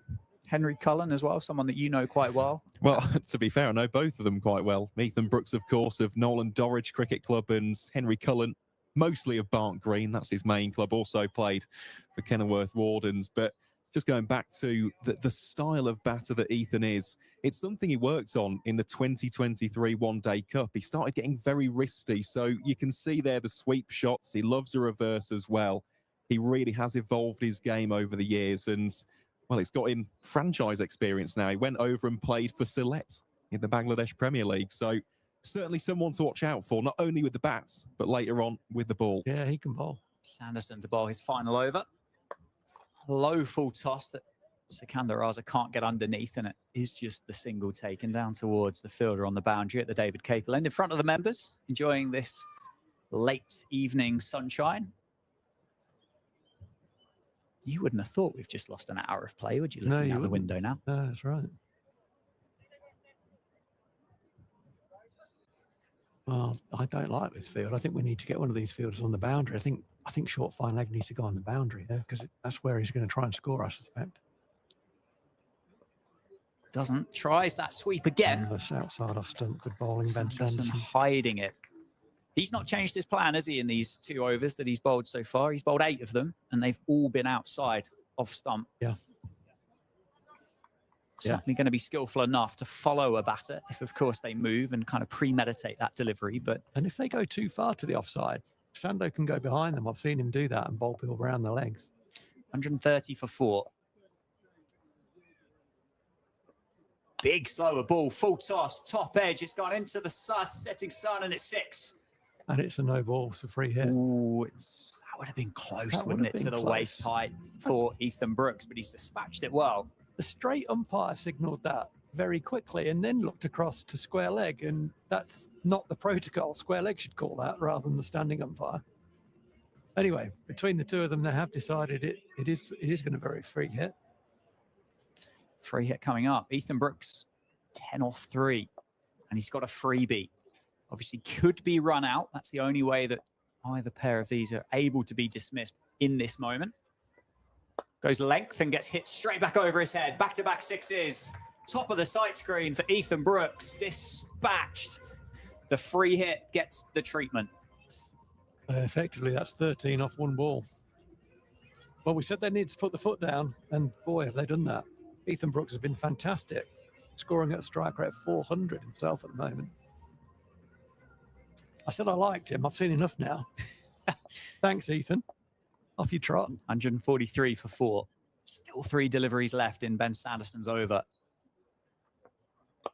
Goes hacked leg side. That's going to be close to finding the boundary rope, isn't it? But James Sales, the man of the moment for the Steelbacks, out there doing the work. Keeps it down to 2, but dangerously, Ethan Brooks is still on strike. 18 off 5. It's incredible, isn't it, really, from Ethan Brooks? And he really is dispatching the ball. Those 2 6s were enormous, especially that straight hit down towards the Spencer Lounge and the press box over there. But goodness me, exactly what Worcestershire needed. Just a little bit of impetus. 145 for 4. 2 to go in the over. Brilliantly well bowled by Ben Sanderson, a wide Yorker. They'll scramble through for the single. So it'll be Sikandar Raza to be on strikes for the end of it. I will say that full toss, they're harder than you think to hit for 6, because absolutely. you're never prepared for it. No. So often you're through your shot early, but he's picked that up and clobbered it over the head of James Sales down at deep mid-wicket. He's got an enormous amount of talent. Final ball of the over, the penultimate over in this innings. Wide outside off stump, and a dot ball for the Steelbacks. Crucially, a dot ball for the Steelbacks. So the end of Ben Sanderson, very expensive by his standards. He's gone for 40 off his 4 overs, and there's an over to go for the Rapids here at the Cinch County grounds, and it's 146 for 4. And it's going to be James Sales with the final over. Well, we said 150, didn't we? Which would have been 12 and over at that stage with 3 to go. And they're certainly going to get past 150, you'd think, from here. So they're going to have a number on the board. The run rate at the moment is 8.6. Yeah, they'll get double digits, I would imagine, off this. So it's going to be sort of 155, 160 maybe from here. Yeah, but it is James Sales who has been incredibly dangerous for the Steelbacks this year. Last time out here in Northampton, picked up those 5 wickets. David Willey just getting that field set, crucially well inside the cutoff, so no penalties for the Steelbacks. Into the thigh pad. Hit him. Sales with the run out. No. Sikandar Raza makes his grounds. Just 1 added to the scoreboard, and Ethan Brooks, you can see, is so frustrated he's missed out on that. Kind of beaten for pace a little bit. It absolutely. The thick inside edge is... The ball skidded a little bit. James Sales can do that. He bowls but the white ball particularly slingy. It skids in a little bit. Yeah, we've seen because of the slingy action as well. It has a bit of tail about it, doesn't it? Does, Even yeah. the old ball will just tail into the pads of the right-handers. It's over to Sikandar Raza. He's got the leg side in the shade. Fielder's on the boundary rope, as you'd expect. Does go leg side. Does he get all of it? He certainly does. It's 6 over deep mid-wicket for Sikandar Raza. Bounces over the boundary boards into the Briggs and Forrester stands. And the pressure, the 150 up for the Rapids. Maybe things were perhaps simplified a little bit for the Worcestershire Rapids with the 2 overs being deducted. They took their time to get going, and then they lost 2 overs and had to come out playing. And gee whiz, have they done that? Last over went for 17, the previous one 15, and 9 off the over before that. So they have actually put some pressure now on the Steelbacks bowlers. Well, don't forget as well, that return over from Calvin Harrison went for about 4, didn't it, as well? It did go. It was a 4. very cheap over. Yeah. And then they've turned the screw and the seamers have come back on. Slower ball down the leg side. It's going to split Sanderson and Vasconcelos, but it will just be 1. It's Sikandar Raza this time showing his frustration, but to hand it over to Ethan Brooks, I don't think is a bad thing. 18 off 7 with 3 to go. Looking at the field here, the 2 men on the offside behind the wicket. I'd like to see one of those go back. I think get the ball outside off stump to Ethan Brooks. 4 on the leg side boundary, 1 sweeping on the offside. Big slower ball again, well bowled, James Sales. It does just concede 1 as Ben Sanderson moved to the fine leg boundary. I mean, that, we talk a lot, don't we, about bowlers bowling those slower balls and holding it. But the slingy action to then be able to control that arm speed and release it. Huge skill in that. We'll give him that one. It ended up nearly a Yorker, didn't it? I don't know whether that was his intention, but it looked great. Well done, James Sales. 2 to go. Raza back on strike. Slow ball again. Raza set himself for it, but will take the single down to Sikandar, sorry, save Zabe. So good recovery from Sales, having been clubbed for 6 over deep mid-wicket off the second ball of the over. The final one's coming up. It's 154 for 4. So they're over the target or the score that you both said about. So they're going to be in a little bit of credit in the game book of Phil Rowe and Aaron Viles. Final delivery of the innings. Short ball straight up in the air. Should be taken. David Willey coming underneath it. And is to end the innings. So Ethan Brooks departs for 19 off 9. Fantastic innings for the Rapids. Sikandar Raza walks off with him. 36 not out off 24. And the Rapids finish their innings on 154 for 5. Steelbacks. The second innings will require 155 from their 18 overs. How are you feeling about that, Phil Rowe? I think before the game had started, because it's 18 overs, I think it's challenging, but I'd say it's probably 50-50 on this surface. There's a bit of nibble there. So I think it's probably about 50-50. And that's down to the recovery, really, that Worcestershire made. They're a little bit pedestrian early on. Ethan Brooks has come in and got 19 off 9. Sikandar Raza 36 off 24. Those 2 largely responsible for that being a very challenging score, a very competitive score at halfway. So they'll need to bowl well. They'll need to bowl well. But, look, the Steelbacks lineup is full of power. It's full of confidence. And so they'll think they can chase that one down. But I think, for me, it's probably 50-50 at halfway. How are you seeing it? Completely agree. Yeah, I think it's very much in the balance. I think that late order salvo, really, from Sikandar Raza and Ethan Brooks has certainly got Worcestershire to a more than competitive total. The one thing that I would say, though, you can almost use a couple of blueprints from that first 20. First and foremost for Worcestershire, especially the spinners, take pace off the ball. We saw Zabe putting pace on. He went for 20. Calvin Harrison took it off. He went at a far more economic rate of run scoring against his bowling. And of course, the other point, Worcestershire did start off relatively pedestrian, 35 for 1. That was the power play. So after 6, going at less than 6 runs per over, you have got the opportunity to almost make back those runs later on in the innings. Well, it'll be interesting to see, won't it? We'll take a breather here at the Cinch County Ground and we'll be back for the resumption of this Vitality Blast match between the Steelbacks and the Rapids.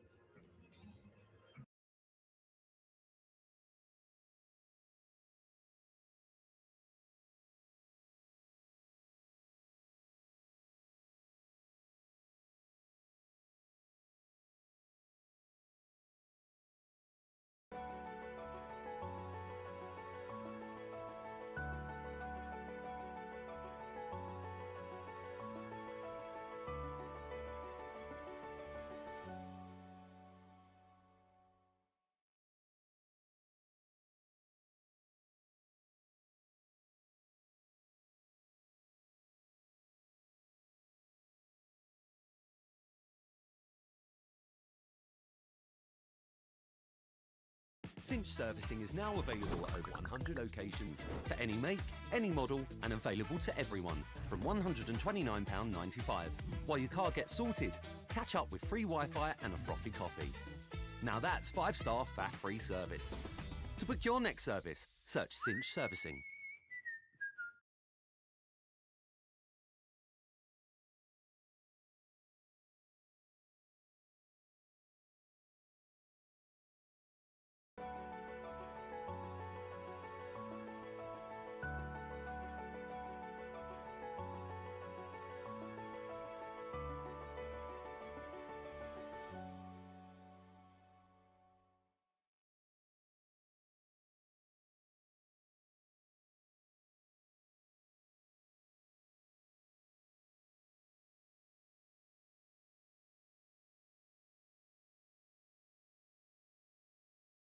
Cinch servicing is now available at over 100 locations for any make, any model, and available to everyone from £129.95. While your car gets sorted, catch up with free Wi-Fi and a frothy coffee. Now that's 5-star faff-free service. To book your next service, search Cinch Servicing.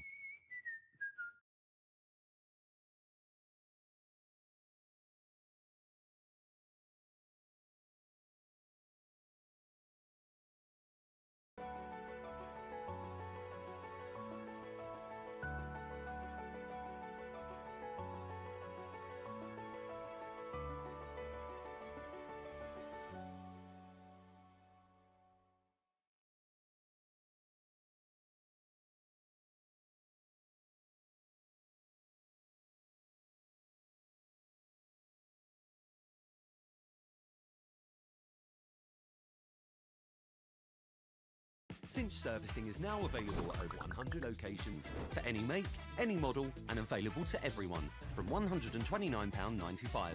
While your car gets sorted, catch up with free Wi-Fi and a frothy coffee. Now that's 5-star faff-free service. To book your next service, search Cinch Servicing.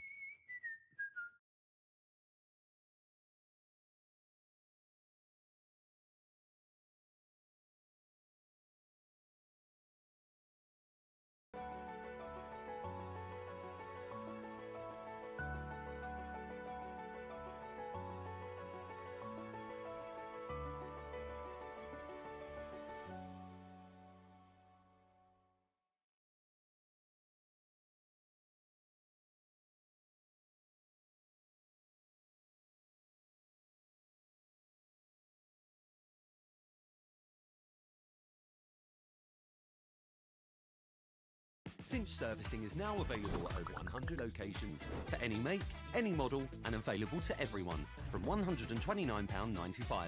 While your car gets sorted, catch up with free Wi-Fi and a frothy coffee. Now that's 5-star faff-free service. To book your next service, search Cinch Servicing.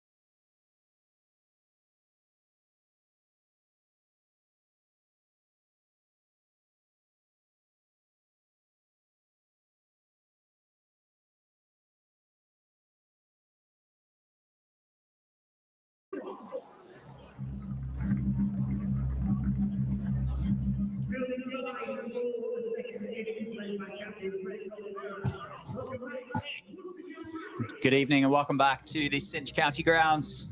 Steelbacks hosting the Rapids here on Tuesday evening. The sun's out now, it's lovely.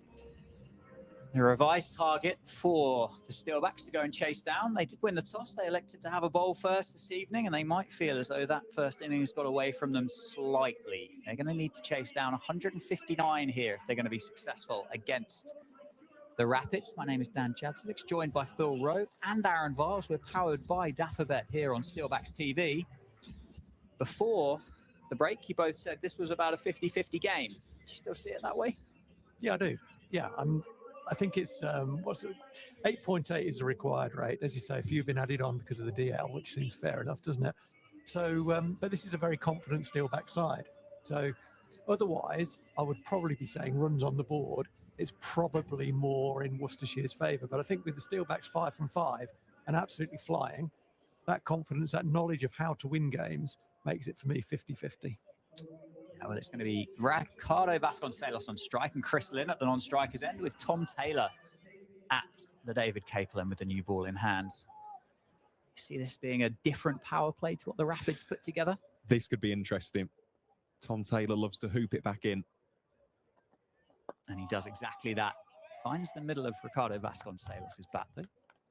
Yeah, just going back to the point then about the power play. So, of course, we spoke about this beforehand. 35 for 1, just 5 boundaries were scored by Worcestershire in their opening 6 overs. So, I think with regards to Northamptonshire's power play, just given how they set up as a side with Vasconcelos and a certain Chris Lynn, I imagine they'll be looking to maybe just take a different approach, try and hit a flurry of 4s and a few 6s if they can. If they can.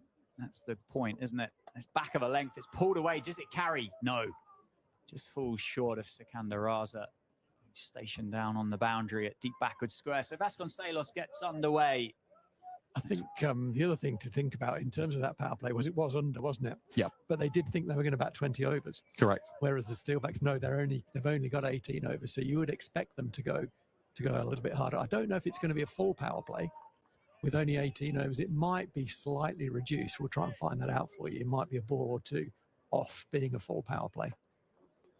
Yeah, we will let you know as we continue. Chris Lynn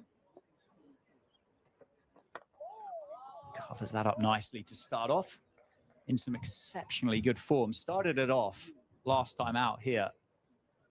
Had a brilliant knock and then took that form over to Edgbaston, Aaron. Certainly did, yep. 208 runs for Linsanity with a strike rate of 170.49 and also holds the record for the highest individual score by a Northamptonshire player in T20 cricket against Worcestershire. Scored 113 not out right here at the Cinch County Ground in 2022. Well, it'd be a good time to do it again, wouldn't it? As he gets away, carves that one backward of square on the offside, and it races away for 4. Chris Linity? I don't know what words I've tried to say there. I tried to be clever there and said Linsanity, but I've fluffed it up a bit. Yeah, we'll edit that out. It's not live, is it? No, I don't think so. No one noticed. Carry on. Well, he's got 4. I tell you what he's got. He's got 4 in a very unusual area. on his wagon wheel, there won't be many spokes there, will there, through third man? Definitely not. Definitely not. 5 without loss. Using the pace of Tom Taylor.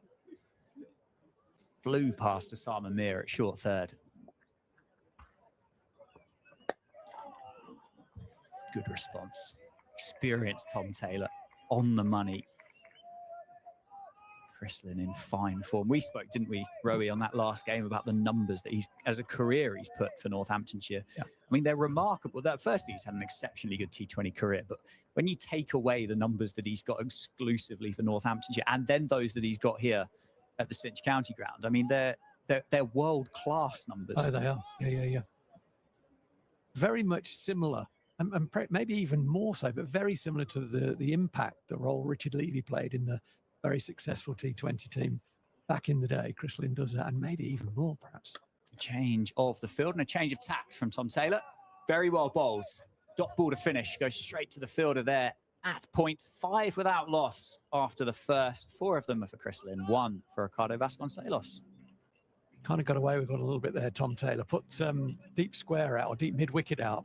There was no fielder on the cover boundary, and the ball was hit very hard straight at the man who'd just come in off the cover boundary. So you could say good bowling, and you could say got away with one there.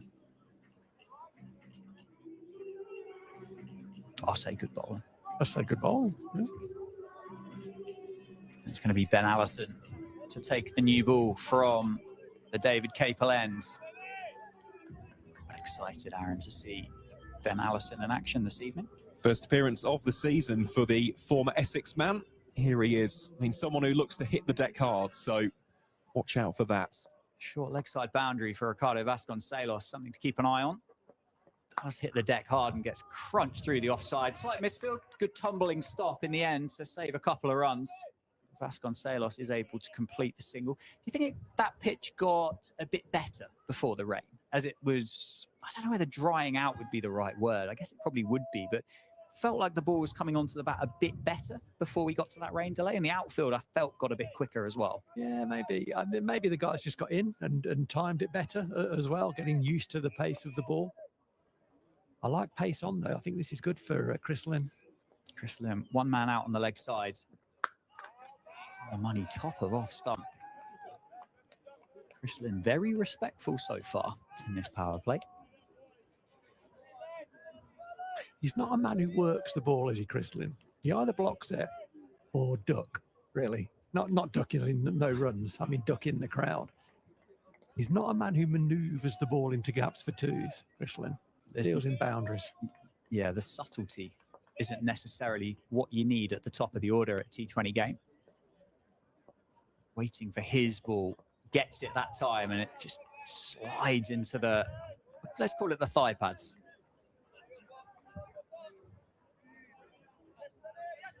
Some sunglasses being raced round to the fielder in front of the groundsman's hut.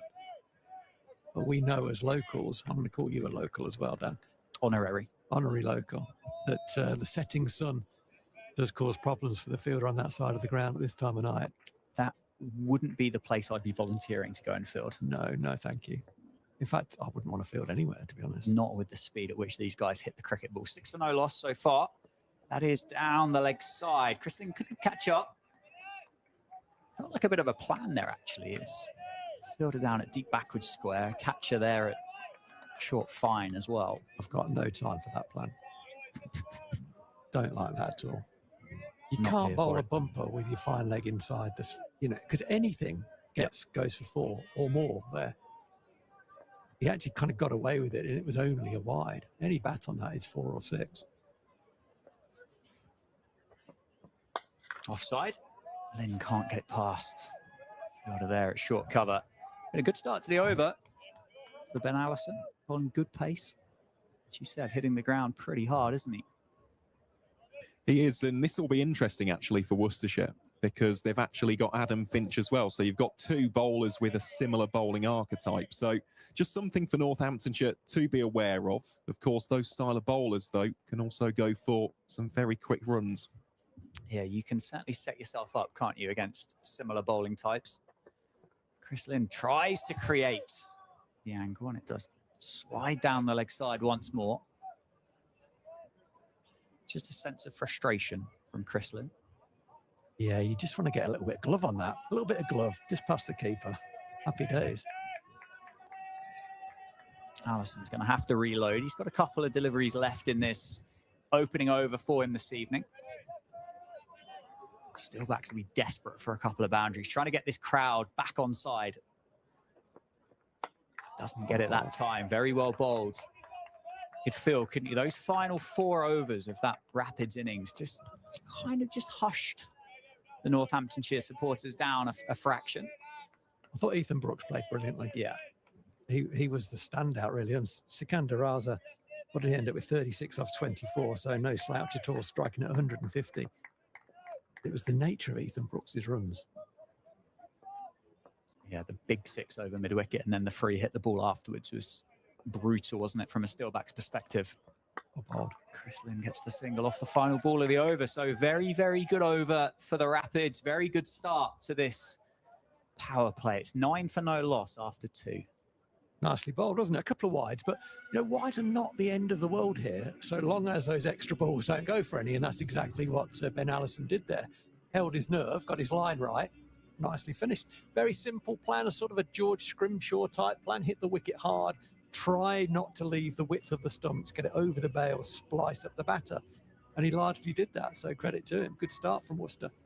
Yeah, Tom Taylor to continue as well, 5 off his first over. Exceptionally good bowler with that new white kookaburra in his hands. Chris Lynn on strike. Oh my goodness. That's out of the ground. That's 6 large ones just in front of square on the leg side. That's the biggest 6 I reckon we've seen so far this season. Ironically, there's a sign, and I'm looking at it, it says, "Welcome to the Cinch County Ground," as the ball disappears over that sign. So it's goodbye from the Cinch County Ground. Chris Lynn 6. Jeez, that was a monster, Aaron.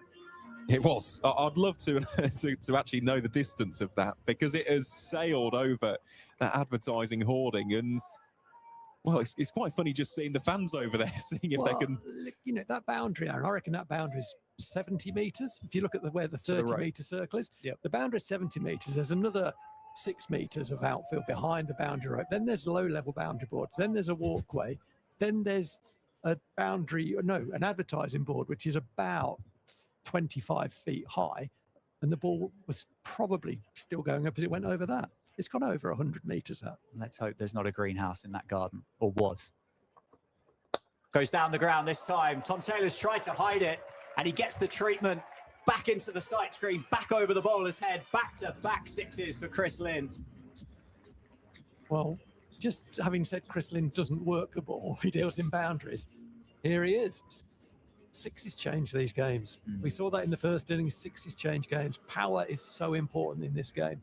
There's room in the game, I still believe, for other sorts of batting as well, and making good decisions is important, and having a range of shots is important. But if you can hit 6s like Chris Lynn can, that changes things. I mean, that pull over square leg, that confidence meter's gone from 0 to 100 in one shot, isn't it? Goes short, gets pulled away, gets the treatment. Back to back 6s for Chris Lynn.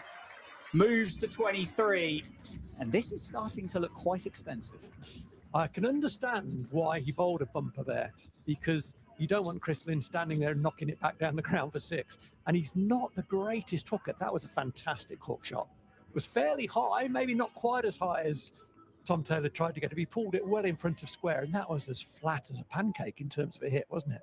It didn't get above sort of 20 feet off the ground the whole way. Like frozen rope. I think par 3 for me, though. Coming round the wicket. Yeah, changing the field as well. Oh, this is interesting. Where's he going to bowl? Does Chris Lynn keep going? Yeah, he does. Absolutely keep going. I mean, that boundary isn't big enough, is it, to the leg side, regardless of having 2 out there. And there's a big gap between them as well. Oh, you just think fine leg. Change of angle for Tom Taylor. Goes out soft. Oh, my goodness me. Offside this time. 1 bounce 4, crunches into the boundary boards. 4 boundaries in a row.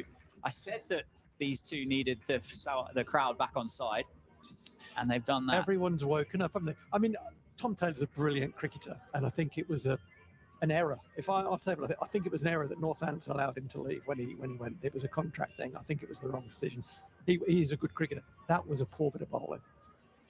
Having brought all the fielders up on the offside to then allow Chris Lynn to get away from it and hit it through the offside, that's kind of the ball he's got to bowl there is a leg stump Yorker. That's what he's got to bowl there. He's got 2 left. He's conceded 22 from the first 4 balls of the over. We're going to tweak the field once more. Another change of angle for Tom Taylor as he comes back over the wicket. And Chris Lynn, I mean, if you thought the first one was big, that is as big as you could wish to see anywhere. That's 6 anywhere in the world. 5 boundaries in a row. Chris Lynn races to 33, and we're going to need to get another cricket ball. That was as big as Christmas. That was enormous. I don't even think that's come down. No, it's still going up. Holy moly. Actually, there's something about the planets tonight, isn't there? There's going to be 2 planets. That was the second one. That's the second one there. No, it's right. There are 2 planets visible at sunset tonight, and it's kind of, they're closer than they've ever been. I mean, that's typical Phil Rowe, isn't it? That's half information there. Something's going to happen in the sky. Something just happened in the sky. Chris Lynn just happened. There might be a fact in there somewhere. Yeah, sort it out. We'll sort that out in the edit. Yeah, Chris Lynn's just invited whatever extraterrestrials to start playing cricket, though, on whatever one of the planets it is that he's just hit. That was huge. 66646. Last delivery of Tom Taylor's second over. I'd love it if he just knocked into the leg side for a single. Just take one. Cultured. He's not doing that. It seems unlikely, doesn't it? Oh, great delivery. Great Yorker and well dug out. Great end to the over by Tom Taylor. Yes, he's been given the treatment, but you have to take your head off to him for that over. 37 for no loss, the Steelbacks. Yeah, I mean, interesting, isn't it? This happens a lot in cricket. When the bowler's really up against it, they bowl a Yorker. Why not bowl it earlier in the over? He was really up against it 2 balls ago, and he bowled a short wide ball. Underrated delivery. It's a very underrated delivery. When was the last time you saw hitting like that, Aaron? Probably from Chris Lynn at Edgbaston on Sunday, the 31st of May. He is just absolutely ludicrous as we now see Adam Finch come on to bowl his first over of the game. Ricardo Vasconcelos just take one, I think. Doesn't. Tries to go over the offside. Tries to catch up. Get into the action. Chris Lynn. He's had a good tournament as Adam Finch, Worcestershire's leading wicket taker, 10 wickets at 15.5. The only issue I mentioned about the style of bowler he is, bit of extra pace, bit of extra zip, bit of extra bounce. He's been going at almost 10 and over, so he'll be looking for a little bit more control this evening. He is a strike weapon. He can be the X factor for the visitors. Well, Vasconcelos gets into the act. He goes in front of square over the leg side. It's another 6. It's gone all the way. It's gone over the covers. The Steelbacks have raced to 43. This is what confidence does, isn't it? You know, if the Steelbacks come into this game and they've won 2, lost 3, are they playing this way? Or maybe they are, but this is fantastic. Not only the intent, but the execution as well. Fantastic. 43. Remember, the power play after 5 overs was 35 for 1 from Worcestershire. Brutal. Can Adam Finch respond? Goes over the offside. Does he get all of it? No. Gets the wicket. Does respond. Hit for the boundary. Picks up the wicket of Vasconcelos. The very next ball, he departs for 8. Just couldn't get underneath it. Ends up chipping it to the fielder at mid-off, who takes a simple catch. I've no problem with that. It was in the slot, really, wasn't it? It was a slotty ball, one that is not a Yorker. You can hit under the bounce of the ball. And Vasconcelos tried to loft it over mid-off and just got off the toe of the bat. But in terms of decision-making, I think the right decision, execution, nil point. But the right decision to keep going. Yeah, you just said Adam Finch has been in good form. He certainly has. And that's where he gets his wickets. It's from people trying to take him on. I mean, every cricketer on the county circuit loves that additional pace because it carries a little bit quicker and obviously it can flash off the edge for 4. You can whack it over the fence for 6 if you get your timing right. And on that occasion, Vasconcelos just didn't get the timing. It's ironic because before then I was going to say that with both Vasconcelos and Lynn, they were keeping their shape very, very nicely. They were, that's very true. Nathan McSweeney in at number 3. Down the leg side, and Finch will need to reload. As the Steelbacks tick over to 44. I mean, 8 off 6 isn't going to write many headlines, but what a place to watch the over before for Ricardo Vasconcelos. The best seat in the house watching Chris Lynn. Yeah, I mean, I know Kevin Peterson says you should get extra runs for hitting it further. Chris Lynn would be on 70 by now. Nicely played. Just be 1. Chris Lynn will be looking to face as many deliveries as he can in this power play. Nathan McSweeney's job really will be to find those gaps. Look for those 2s, although I don't think he's going to get many with Chris Lynn. And get the powerful Australian back on strike.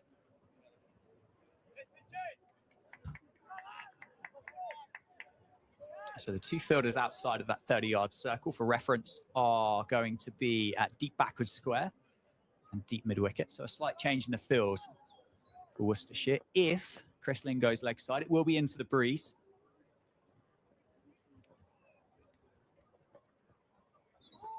Does attempt the leg side, shuffles outside off stump, which Just followed him and gets away with it. That's that bit of subtlety that you didn't particularly enjoy from Chris Lynn, wasn't it? Well, it's not his game, is it? That is not his game. And his game is boundaries, and he is one of the very best there's been in this format. One of the very best. He's just looked over his shoulder down towards deep square, and that's just tickled around the corner. There's the finesse that we wanted from Chris Lynn. He's had 5 attempts at it and got one, so he's not doing great, but he's finished the over nicely. I have to say again there, in terms of options and fields, only 2 men allowed out. And who would be a bowler? But this is the job you've got. You've got 2 men you can put on the boundary. Both of them are on the leg side. Chris Lynn knows he's not going to get any whips. You can go across to the offside. Any bat on that goes for 4. So I just don't think you're putting the percentages in your favour as a bowler. You might say, well, look, he only went for 4 off the last 3 balls to be over. So, and against Chris Lynn, happy days. But you've got to make him work a bit harder, I think. If you don't get Chris Lynn out, you lose this game. Now that's the big question, isn't it, for the Rapids and Brett D'Oliveira at the moment. We're going to have a change of bowling from the David Capel end, and it is going to be Ben Allison having a change of ends with McSweeney on strike. Well bowled and helped on its way over the leg side, and boundaries. Boundaries continue to flow for the Steelbacks. It's 50 up as well in quick time. McSweeney really just helping it on its way. Picks up 4. This is where I want to look at closely at the Worcestershire body language here, because they're by no means out of this game. It's been an onslaught and it's been raining 6s, but the required rate is just about 8 still. They get Lynn out, particularly before he gets to 50, and they're back in this game. I want to see them compete here. Don't go hiding now. Can Allison respond? Not there, he can't. That's gone finer, and it's gone all the way. 6 runs for McSweeney. Not necessarily known for his power, but he wants to do exactly what Chris Lynn's doing, and he's gone 10 off 2. Well, he's not known for his power, but he is known as a very good player of short bowling, and that's why he came into this side to face the 2 quicks from Gloucestershire. So that's why he was picked, and to bang it in short with one man out on the leg side boundary is, that's poor cricket. I have to say, it's just poor cricket. Now we're going to station a second out there on the leg side. So there's one behind square and one in front of square, protecting the boundary rope. A good response with a stylish dot ball from Nathan McSweeney. 59 for 1, the Steelbacks. I like this fella, McSweeney. He's only 26, 27. Seems to have done a lot in his short career so far, doesn't he? Well, over to Mr. Viles to, well, go on now, fire away. To fill us in. What's he done? Well, he's a 2-time Sheffield Shield winning captain, of course. Someone who's got Big Bash experience for Brisbane Heat. Of course, now here at Northamptonshire. He's a wonderful cricketer. And let's not forget, an Australian international. Yeah. Offside. 4 runs. That's stylish. Beautiful shot. Just hold the pose. Don't run for those. 15 for McSweeney. 63 for 1. The Steelbacks in the power play. And still deliveries to go. Yeah, I said I was going to take an interest in the Worcestershire body language, and there's a few with hands in pockets looking at their shoes at the moment. They're kind of waiting for something to happen rather, I think, than getting in the fight and trying to make it happen. Sweeney again runs Allison and just doshes him over the offsides. Another boundary. They are flowing here at the Cinch County Ground. The score's 67 for 1, and this has been a brutal power play. I said in the first innings, I think this team has got better and better at spotting moments in games when they can really put the hammer down. This is one of them, isn't it? You still got to have the skill to do it. Intent is one thing, skill is something else. They've got both. Yeah, going at nearly 14 runs and over so far. Allison, change of pace. Can he get it over Osama Mir? He can. And that's going to be another 4 for McSweeney. It's to 23 to end the over. And after 5 overs in the run chase, the Steelbacks are 71 for 1. They require 88. It's insanely good. It really is. Now, this will be an interesting over coming up. Does D'Oliveira go to a bit of spin? He's not for the time being. He's going to Adam Finch. But we talk about Worcestershire needing something. Maybe it will be the likes of Osama Mir or Sikandar Raza to provide that I'm just looking at the plans from the Pacers. It just seems a bit erratic at the moment. It really has been all sorts with regards to line and length from Worcestershire. And I think that early over from Chris Lynn dispatching Tom Taylor, who's usually so economic, has just unsettled the visitors here. 71 for 1, 2 on the leg side. Oh, it's gone straight up in the air. There's going to be a chance for a catch. Should be taken, and is. Good catch in the end. Had to readjust as the ball just picked up the breeze. Adam Finch gets the breakthrough. It's the dangerous Chris Lynn. He's gone for 37 off 17, but he will get a very, very nice round of applause as he makes his way off the ground. That was exceptional ball striking. It was exceptional. I think that's one of the few, Aaron mentioned it earlier, how well he kept his shape. I think he lost his shape there. It was not quite slot, but it wasn't quite length. It was between the two, one that you might expect him to hit flat back down the ground. I think he was just trying to hit it too hard, lost his shape, and the top edge. The ball was in the air a long time, but comfortably caught. And another quick one now. Worcester are back in this. Run rate is under 7s. So this is where I hope to see David Willey's experience come in. He's got to get himself in. Everyone else has gone like a train. He can get himself in and be there at the end, bring the stump in for the team. That's the job I'd like to see the captain do. Yeah, captain's in the middle to join Nathan McSweeney. You mentioned about spotting moments, and we'll talk about it in a moment, but on paper, the Steelbacks, the batting lineup is phenomenally strong. As Finch passes to David Willey and gets off the mark. You got David Willey in at number 4, Justin Broad at 5, Saif Zabe at 6. Then you get to Calvin Harrison at 7, and then George Bartlett at 8, with James Sales, who's a first-class number 5. Yeah, it's all right, isn't it? It's the end of the power play, by the way, so it was 5.2 overs rather than the 6, reflecting 18 overs rather than 20. So now Worcestershire can have 5 men on the boundary. Yeah, we're just making sure that the right 5th fielder is heading out, and it is going to be the one down towards deep mid-wicket. So it's deep mid-wicket, deep backward square, fine leg, deep third, and a deep extra cover for Adam Finch. McSweeney finds the gap. He's timed that so well. It will just be one short side of the ground this evening. Just a single. How well is McSweeney seeing it, by the way? Like a beach ball. Wowza. Mate, like a beach ball on Bondi. Come for the cricket, stay for the accents. What else have you got? What else is up the sleeve there, Roy? He is Welsh, isn't he? From the valleys. Willey on 1. Moves to 2. Sensible batting. They've got an opportunity here, haven't they, Aaron, just to rotate the strike for a bit and pick up the runs that are on offer. Well, they have. They are well ahead of this run chase, and that's the one thing which could derail it for Northamptonshire. Quick wickets falling in succession. And I still maintain my previous point. We've seen the latest wicket come via seam. I do think the 2 spinners they've got in Raza and Usama Mir will play a pivotal role. Nicely bowled. He's bowled very well, Finch.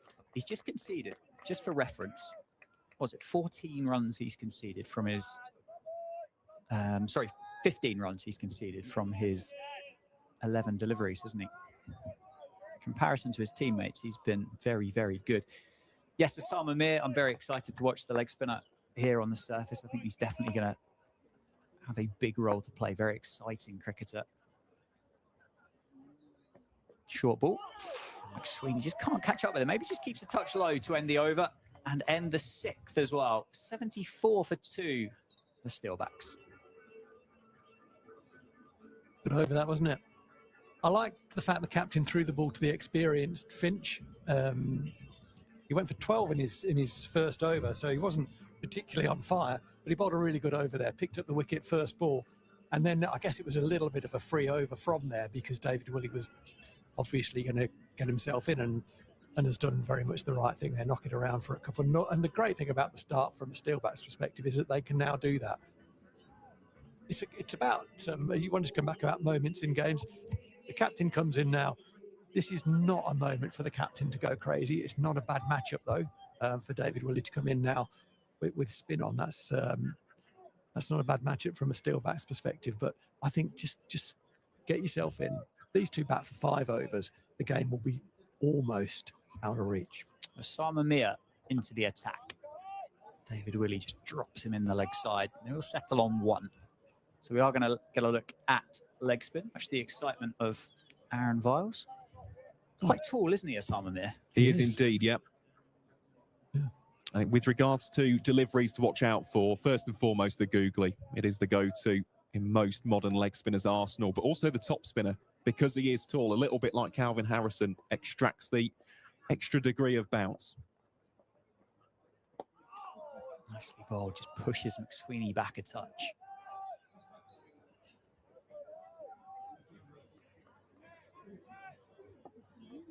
.75 for 2. 6.2 overs complete in this second innings. One is pulled away, back of a length, will just be 1. It's quite a pronounced action, isn't it, for Osama Mir, with the way that both of those hands raised just before the point of delivery. Bit of a slowed down Mushtaq Ahmed. Yeah, there's a lot going on, isn't there? There's a lot going on, a lot of movement of the arms. Good start, though, with 3 balls. 76 for 2. Quicker, and David Willey times that nicely down the ground for 1.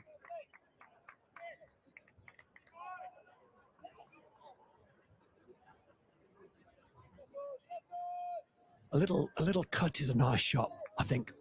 McSweeney's got that in his arsenal. It's almost let it go past him. Oh, that's interesting. Tom Taylor's gone wider there with that in mind, I think. The pace, and McSweeney's got himself into a bit of a mischief. Tried to just ramp it over Roderick. Ends up Ronnie O'Sullivan-esque. Q ends it. And it doesn't go anywhere at all. Just trying to use that pace. He's bowled quite quickly, isn't he? This is something I saw at New Road. He went quicker rather than slower. When he went slower, he was much more difficult to hit. 77. He's quicker again. Offside will just be another single taken. So a good over, a good start to the evening for Osama Mir. Steelbacks 78 for 2. It looks like we're going to get spin from both ends as Sikandar Raza is striding with purpose towards the Lynn Wilson Centre. I mean, this is absolutely the right thing to do, isn't it? You've got your 2 overseas. They both have to get them on. You know, you need wickets. You need them now. That's the only way they're going to slow this down, because the seamers have travelled, all of them, plus or minus, mostly plus. So the 2 spinners, you would expect them to, if they bowl well, they'll bowl in tandem. They'll bowl 8 overs, and they'll try and squeeze the run rate, get the run rate back down to a manageable level, and pick up a couple of wickets as well. And if they do that, then Worcester are right back in this game. If they don't do that, then I think it's irretrievable. Over to Sikandar Raza. Be bowling to Nathan McSweeney first up here. Hides the ball as he runs in, doesn't he? There's a big appeal for caught behind, and it is taken. Excellent by Gareth Roderick. He would have been unsighted for a while. Kept his eye on that. He's just caught it off the face of the bat of McSweeney. That's brilliant work by the wicketkeeper. Good catch. Didn't look very happy, did he, Nathan McSweeney, as he walked off? Whether he was disappointed with the shot or the decision. But a good catch, as you say. There's a lot going on there with the reverse sweep. And the way back in, we said, was wickets. And Raza's brought a wicket first ball. Strike straight away, Aaron. Yeah, he's been really good, I must say, for Worcestershire so far. 5 wickets, and the economy rate in the modern game of 6.4 is terrific. Really, really top work. So this will be an interesting phase to navigate here for Northamptonshire. We saw it all the way back in the season opener in this competition against Glamorgan. Partnerships in the middle order were absolutely crucial. So maybe for the next over or two between David Willey and the new man Justin Broad, maybe just manufacture a few 2s, and if it's there to be hit for the boundary, obviously go for it. I think that's right. Hit the bad ball for 4 if you get one. If you don't get one, you've probably got 5 off the over. 3 overs without a wicket, 15 to 20 runs. That's what Northampton need right now. Nothing 100%. More than that. That's old school T20 cricket. There's a place for that. Justin Broad in at number 5. And does exactly that. Takes the single through the offside. Kind of an excellent matchup, really, for the Steelbacks at this stage of the game. If the Rapids are going to have spin from both ends to get Justin Broad in the middle. I know it would have been absolutely perfect for McSweeney to have continued, but it's not a bad thing that Justin Broad's come out to the middle. They've just brought the boundaries in a wee bit, haven't they? I might have been tempted to bring them in more, recognising Worcester have got 2 world-class spinners. Down the grounds. Just a single taken. you know, the home side can dictate the boundary size, and I would have brought them in quite short, I think. Interesting strat. I suppose that would have taken away potentially the impact that Calvin Harrison may have had. But you've got 8 overs instead of 4, I guess. Correct. Beaten off the offside. Sikandar are tricky. Do you think there's any, I mean, you'll know this, is there any benefit to a player returning to a county where they would have potentially faced one another in nets a little bit and spoken to one another to get an advantage from that? Yeah, there must be. But I guess it works both ways. It's a slim thing, but I think it's probably there. He knows the boundary side. He knows the facility, knows the pitches. Nicely bowled, nicely played. Set off looking for 2.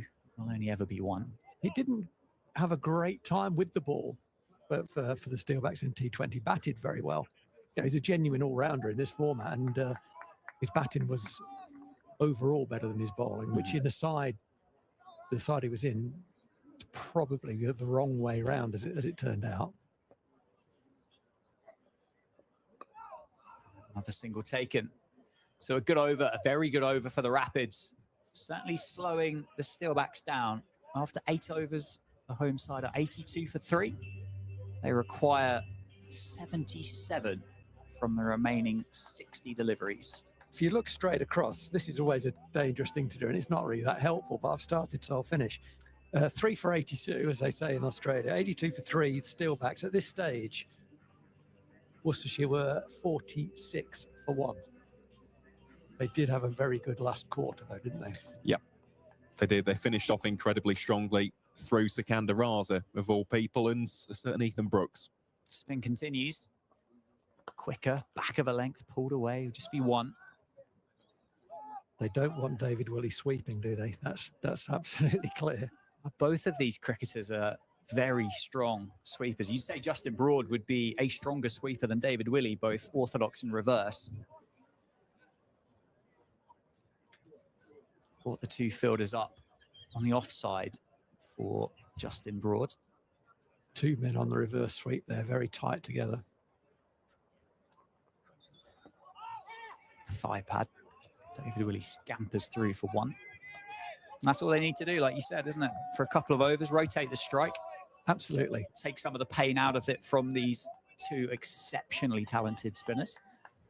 And they've earned the right to do that, or the ability to do that, through the start they had, haven't they? Quicker. Well fielded. Brett D'Oliveira attacked it, didn't he? Ran in on the angle and just gave David Willey that moment of hesitation to think about taking the single. Nobody runs to Dolly. You just don't. He's that good. Well bowled. 2-dot balls. Good from the Rapids. Putting a bit of a squeeze on. You can just hear them now, can't you, through that effects mic? They were pretty quiet early on, as you'd expect, but you can just hear the volume. Oh, they're back in this game now. Definitely back in the game.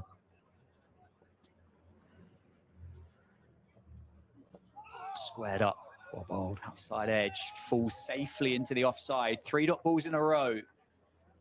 Important at this stage of the game not to blink. Exactly that. That's exactly right. Don't give it away. David Willey's played so much cricket, he'll know exactly the script at this stage. That's down the leg side. It's a real loose one for Osama Mir. They're going to come back for a second. It's going to be wides. So not only is it 2 runs added, Osama Mir is also going to have to reload and bowl that one again. It's a rarity. It is, yep. Freebies, quite literally, there for Northamptonshire. Just releases a little bit of the pressure. But as we said, the spinners really have bowled very, very well indeed. 87 for 3. Willey takes the single once again. Good over for both, I would say, at this stage of the game. End of the 9th. The score is 88 for 3. Justin Broad on 2, David Willey on 8. It's going to be tight, isn't it?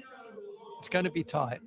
I don't think Northamptonshire need to panic at all. I think that, for me, the tactic is still the tactic I mentioned 2 overs ago. Knock the spinners around. Don't lose wickets to the spinners. Have wickets in hand. Have 2 batters in when the seamers come back on. And the rate could be 9s, could be could be approaching 10s by then, but there'll be so few overs left with only 3 wickets down. You'd expect Northampton to win that. That's how I would see this potentially panning out. And oftentimes when you bat that way, you actually get ahead of that position by just being in good positions and holding your shape. They're still going at 9.8 runs per over. They require just under 8. That dot ball will cause that just to change slightly. So the Steelbacks require exactly 8 and over from now on. The length the spinners have bowled has been immaculate, hasn't it? Absolutely brilliant so far. I think, well, there's been one bad delivery between them, isn't there? From the 3 overs they've bowled. They're going to look for 2. I think they're only going to take 1, though. David Willey set off like a greyhound on the first.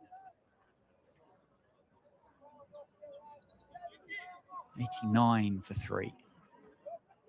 Again, the crowd here at the Cinch County Ground just quieting down a touch, isn't it? From the excitement that Chris Lynn injected. Yeah. They're getting very quiet and studious, I think, at this stage of the game. It's been a long time since a boundary. Ben Allison's last ball. Nicely played. Creates the angle. They're going to come back for a second. Justin Broad, one of, if not the best player of spin in this Steelbacks 11. So he'll probably be stood out there enjoying this matchup. Oh, he'll love this. He'll absolutely love it. He seems to me as a guy who, the more difficult it is, the more he enjoys it, and he raises his game.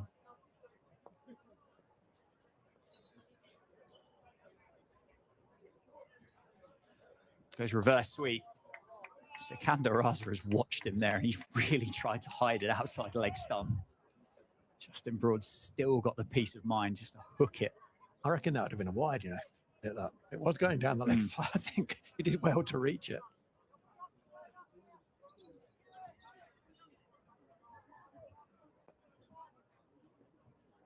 Two deliveries to go here for Sikandar Raza in the over.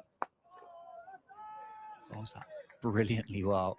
Bit of a stare down as well. That's the key thing at this level. That is the key thing.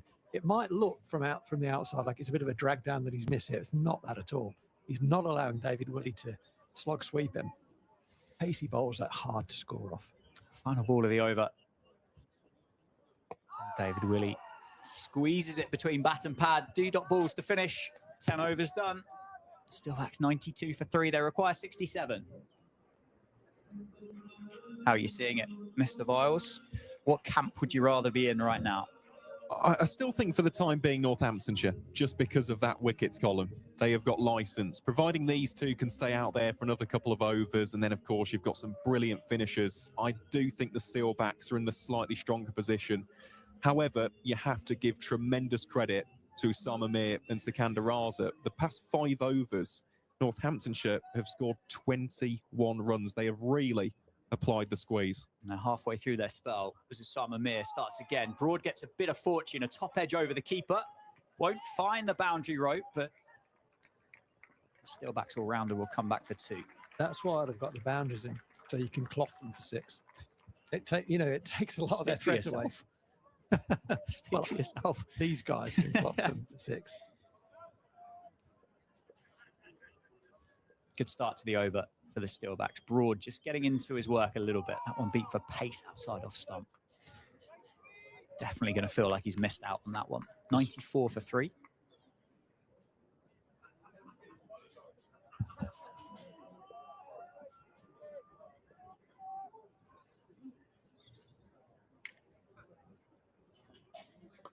Nicely timed once again. Will just be 1. It's not only how well the 2 spinners have bowled here, but I'd say how well Brett D'Oliveira and the bowlers have set their fields as well. Like, if they've been hit outside of the 30-yard circle, it's been straight to those fielders, hasn't it? Yeah, absolutely. Their control has been fantastic. David Willey on 9. Stays on 9. That one there, you could just see maybe an extra percentage of power applied to it from David Willey. Just getting a bit frustrated, isn't he? 9 off 16. Needs a clear head. He just can get that into the gap to the fielder on the boundary and get 1. Tries to work Usama Mir leg side. Can't get it past the bowler. How many balls has David Willey played off the front foot to these spinners? I reckon 1. Do you reckon that many? Definitely one. Maybe two out of the 17 he's faced. So none of them have been a drag down, have they? That one is Fuller. There's a big appeal for LBW, maybe a chance for a run out. That was a good appeal, I think. I don't know whether he got a little nick on it. I thought there were two noises. It might have been both pads. Good shout. It's the end of the over regardless. And another very, very good over for Osama Mir. 11 overs. 3 off the over. Yeah, it's not going to get any easier, is it? They've got 3 overs of spin to go. And I don't think I'd take either of them out the attack. I definitely wouldn't. It's a game of, there's a bit of brinkmanship, isn't there? Yeah, the run rate required has just gone over 9s. And that will be on the mind of the batters. 7 overs to go. Yeah, I suppose the question here for the two in the middle is going to be, how deep are you prepared to take it? Is this a change of bowling? No, Sikandar Raza continues from the Lynn Wilson centre, and there's 3 overs to go. So Sikandar Raza's got 2 himself, and Osama Mir's got 1. That one is incredibly quick. Just beats Justin Broad as he tries to get a bit creative. Brilliant by Raza. I mean, he read that so quickly. He read that. That was fantastic. That was about 70-odd miles an hour, that ball. I think Sikandar Raza knew what Justin Broad was going to do before Justin Broad knew what he was going to do. I think you're right. 95 for 3. Sweep and takes all the pace out of it. Aaron Viles, you must be loving this. It is great to watch. I mean, obviously I'm biased. I absolutely adore the art of spin bowling, but it's almost like a microcosm, isn't it, of cricket, how quickly things can change. And it's as a result of pace being taken off. And actually, on that theme, I do wonder, once the almost onslaught of spinners finished, would Brett D'Oliveira, in his mind, think, is it worth giving Ethan Brooks a bit of a bowl? Or himself. Yeah, he's bowled a lot of overs in this competition over the years. Broad and Willie have just had a long conversation in the middle, and it's resulted in Justin Broad taking Sikandar Raza back over his head for 6. I think it'd be fair to say that was a slight error from Raza. Oh, yeah. That's the first ball he could step hit. That's the first one. So, error from the bowler, but fantastic batting, because he would not have been expecting to get forward and play that shot. Definitely not. 100 up for the Steelbacks. Handy boundary for the home team. Straight back over the bowler's head. Justin Broad just works that one down to Adam Hose for 1. There's a length there, wasn't it? That from a batting perspective, you'd have been quite tempted to have gone a bit bottom hand and get underneath that one as well. And gone again. Yeah. I think you're right. Just lost his length a bit there. Captain having a little quiet word with him as he passes by. Good captain, see that. Get back on it. Or words to that effect. 2 balls of the over left. Is David Willey going to try to join the party? Well, what's he? 9 off 18 now. David Willey does try and join the party, and he pulls it square enough. Just beats the fielder on the boundary rope. Not the most stylish shot you'll see David Willey play, but it will relieve a little bit of pressure, not only for himself, but also for his team. 106 for 3. I think he got about a third of that, didn't he? That was a long way from the middle of the bat, but he's an enormously strong guy. And what it did, Raza did allow him to swing his arms. That's the first time he's done that. So 3 balls this over. It's a hard skill, right? You can't keep doing it to the level he's been doing it. Final ball of the over. David Willey, powerful down the ground. Adam Hose should cut that off and does. Good over for the Steelbacks. Expensive for the Rapids for the first time with those 2 spinners. 107 for 3 after 12. So the Steelbacks are going to require 52 runs from the remaining 6 overs. 12 off that over, and that was very good batting from the 2 Steelbacks batters there. The first opportunity they'd really had to put their foot down the wicket and hit through the ball, and they both did that very nicely. 12 off the over, and I think, Aaron, you said pressure reliever, and it needed to happen, didn't it? It did. It felt as though the previous overs, if anything, Northamptonshire were getting a little bit stuck. Whereas even that 1 boundary probably would have been enough in that over. Getting the second one is a massive bonus. And not only with regards to the run scoring, but the confidence, especially of David Willey, because we all know what he is capable of mean, he's Northamptonshire's 4th all-time leading T20 run scorer. So if he gets going, Northamptonshire will be in an incredibly strong position. Final over for Osama Mir. Dragged down, played offside. Does it carry all the way? It does, and it's gone straight through the hands. That is a life for David Willey. How expensive could that be? I was shocked that it went the whole way, to be fair, and it should have been taken. It's gone for 4. Yeah, at this level, it was arcing away from him a little bit, and it was very flat. But at this level, you have to catch that.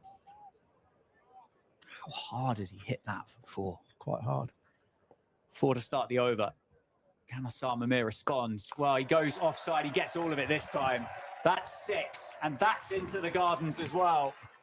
Bit of fade on that one from Dave Willey. Back-to-back boundaries, and it's time for the Steelbacks to put their foot down. The fielder at long off is looking at the grass. He does not want to meet the eye of the international bowler because he just dropped the Northants captain. So that would have been a dot ball.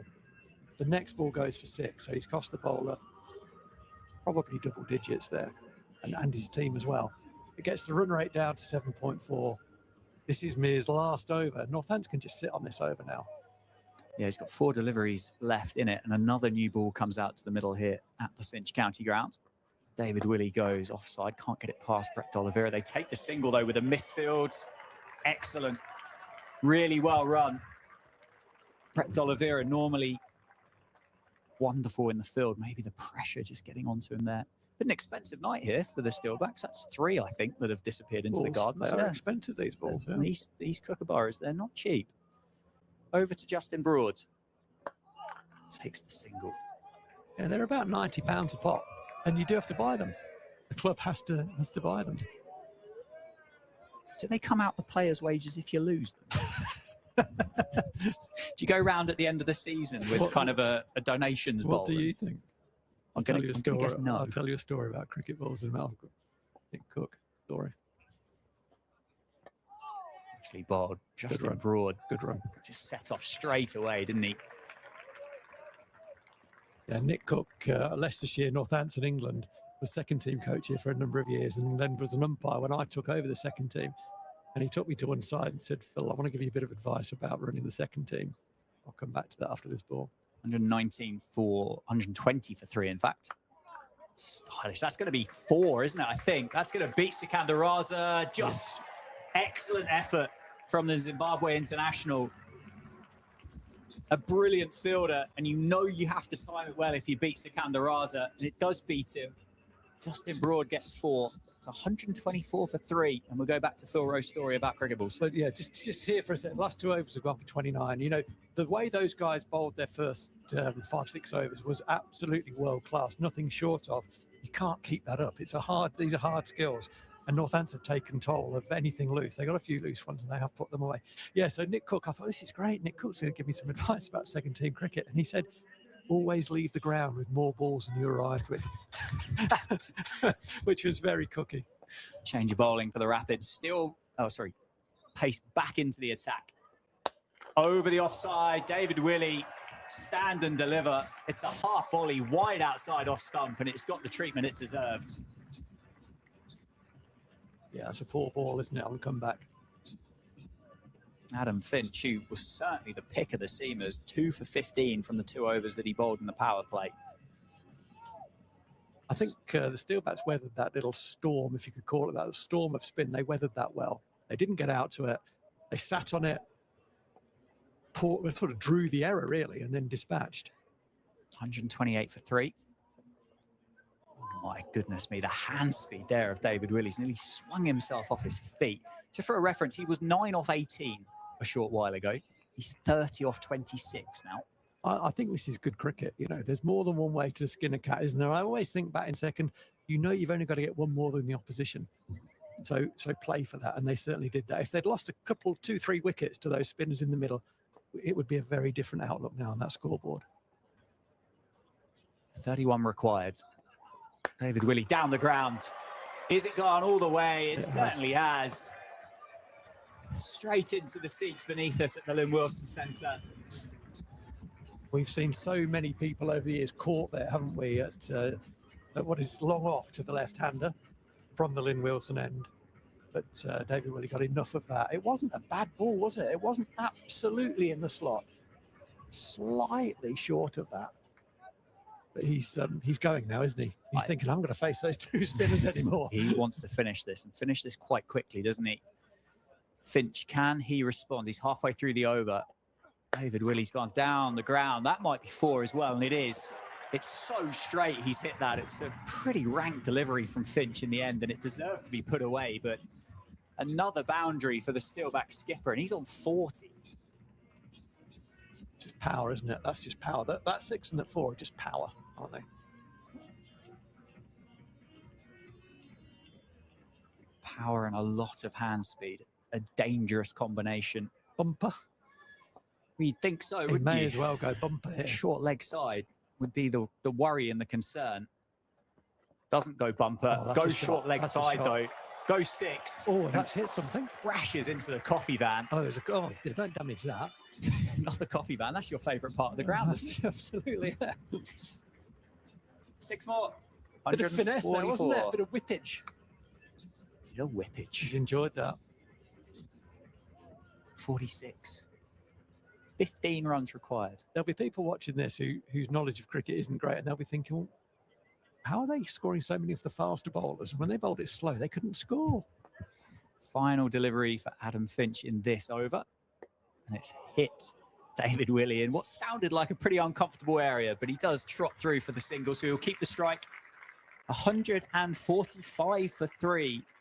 It's 14 runs required from 24 deliveries for the Steelbacks. I mean, this has been... You said you would have been the happier side for the Steelbacks.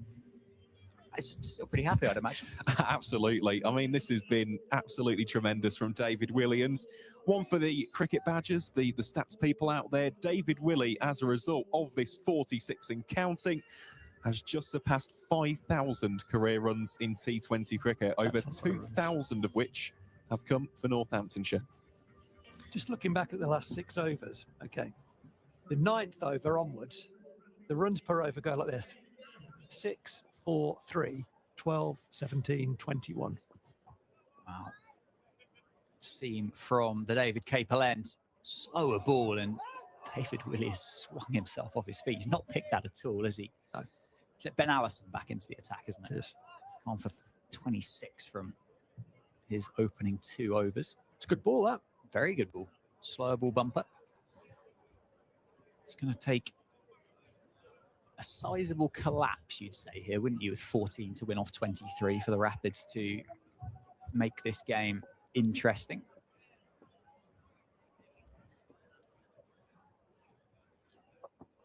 David Willey creates the room to the leg side. Gets the single, chips another one off.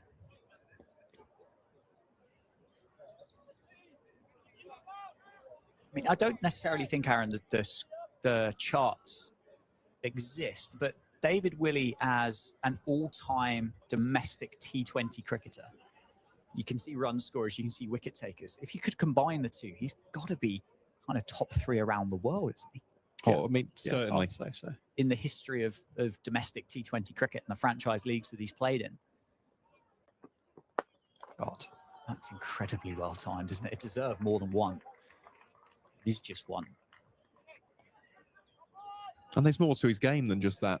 Of course, he is a gun fielder and a brilliant captain. This is something that we've spoken about at length on Steelbacks TV over the past years, especially you two, but he demands so much, doesn't he, from his team? The standards have got to be sky high with him. So it's not just contributions with the bat, with the ball. It's also about raising the profile of this side. He's on 47 and he's bowled. Ben Allison, brilliantly well bowled. He's watched David Willey get down in position to play that slog sweep, and he's taken all the pace off it and hidden it. He's gone straight through the Steelback skipper, who's got to walk off to a standing ovation here at the Cinch County grounds. It's 47 off 33. By definition, a captain's innings. Yeah, captain's innings, match-winning contribution. Northampton will win this game from here, won't they? I think that's probably beyond anyone's doubt. And I think something that I talk quite a bit about in T20 cricket is moments in games, and you'll hear me say that. And there was a more than a moment. There were a few moments, but the key moment was the decision that was taken to just sit in against the spinners. You know, the run rate went from around about 6 point something up to approaching 10s during that period, but they didn't blink. Both Broad and Willie did not blink. They knocked it around. Now, they were only able to knock it around really because Mir and Raza bowled so well, but the decision was taken. We're not losing wickets. Even if we go at 3-4 and over, we're not losing wickets here. They then drew an error from Raza, who went over length. He was then dispatched.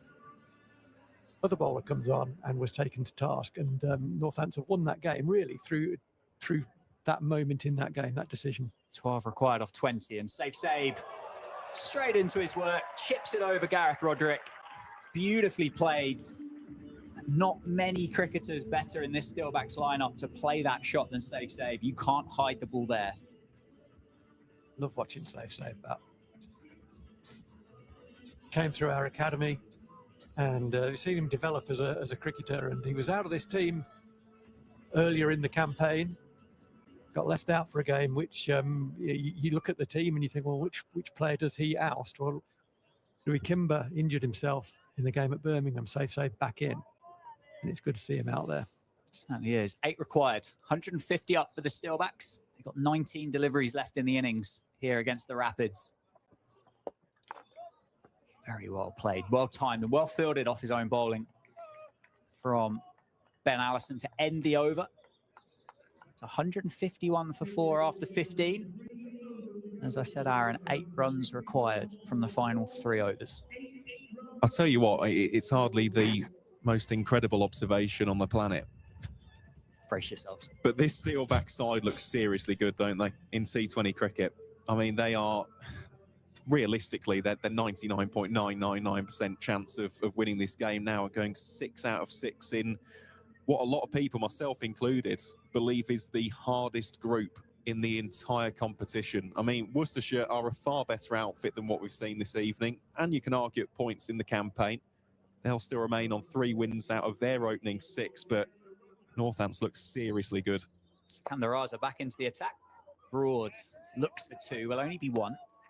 Sikandar Raza will get an opportunity to bowl at his, I think, someone who's become very close friends. Yeah, Sikandar Raza and Safe. So yeah, I suspect both of them will probably quite enjoy this. Yeah, they will.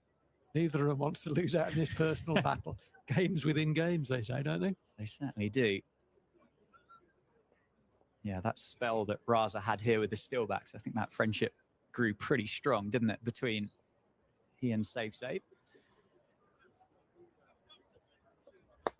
Goes down the ground. Does it carry? No. That's the longest follow through Sikandar Raza's had in his T20 career, I think. Have a little chat with his mate. I think Safe went down and played some cricket in Zim. He did, yeah. At Sikandar Raza's side. You'll know what side Southern it was. Rock. I knew you did. Badger alert. 152 for 4.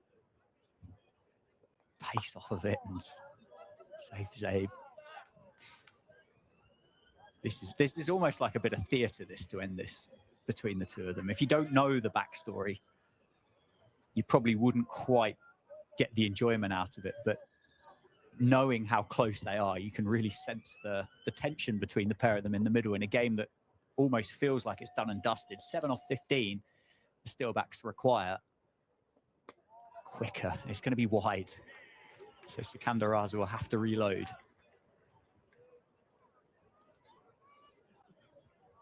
I mean, you know Safe better than the 3 or the 2 of us here. Is he going to want to stamp some authority here on Sikandar Raza, or is he going to be a bit nervous about giving it away? There's your answer. Back over his head. 1 bounce 4 for Safe Zabe. What a stylish shot. He moves to 8. Sometimes you don't need to say anything, do you? Nice shot, wasn't it? Very good. Just, what do you call it? Chassé down the wicket. Left, right, left. Or in fact, he's left-handed, right, left, right. 157 for 4. 2 to win for the Steelbacks.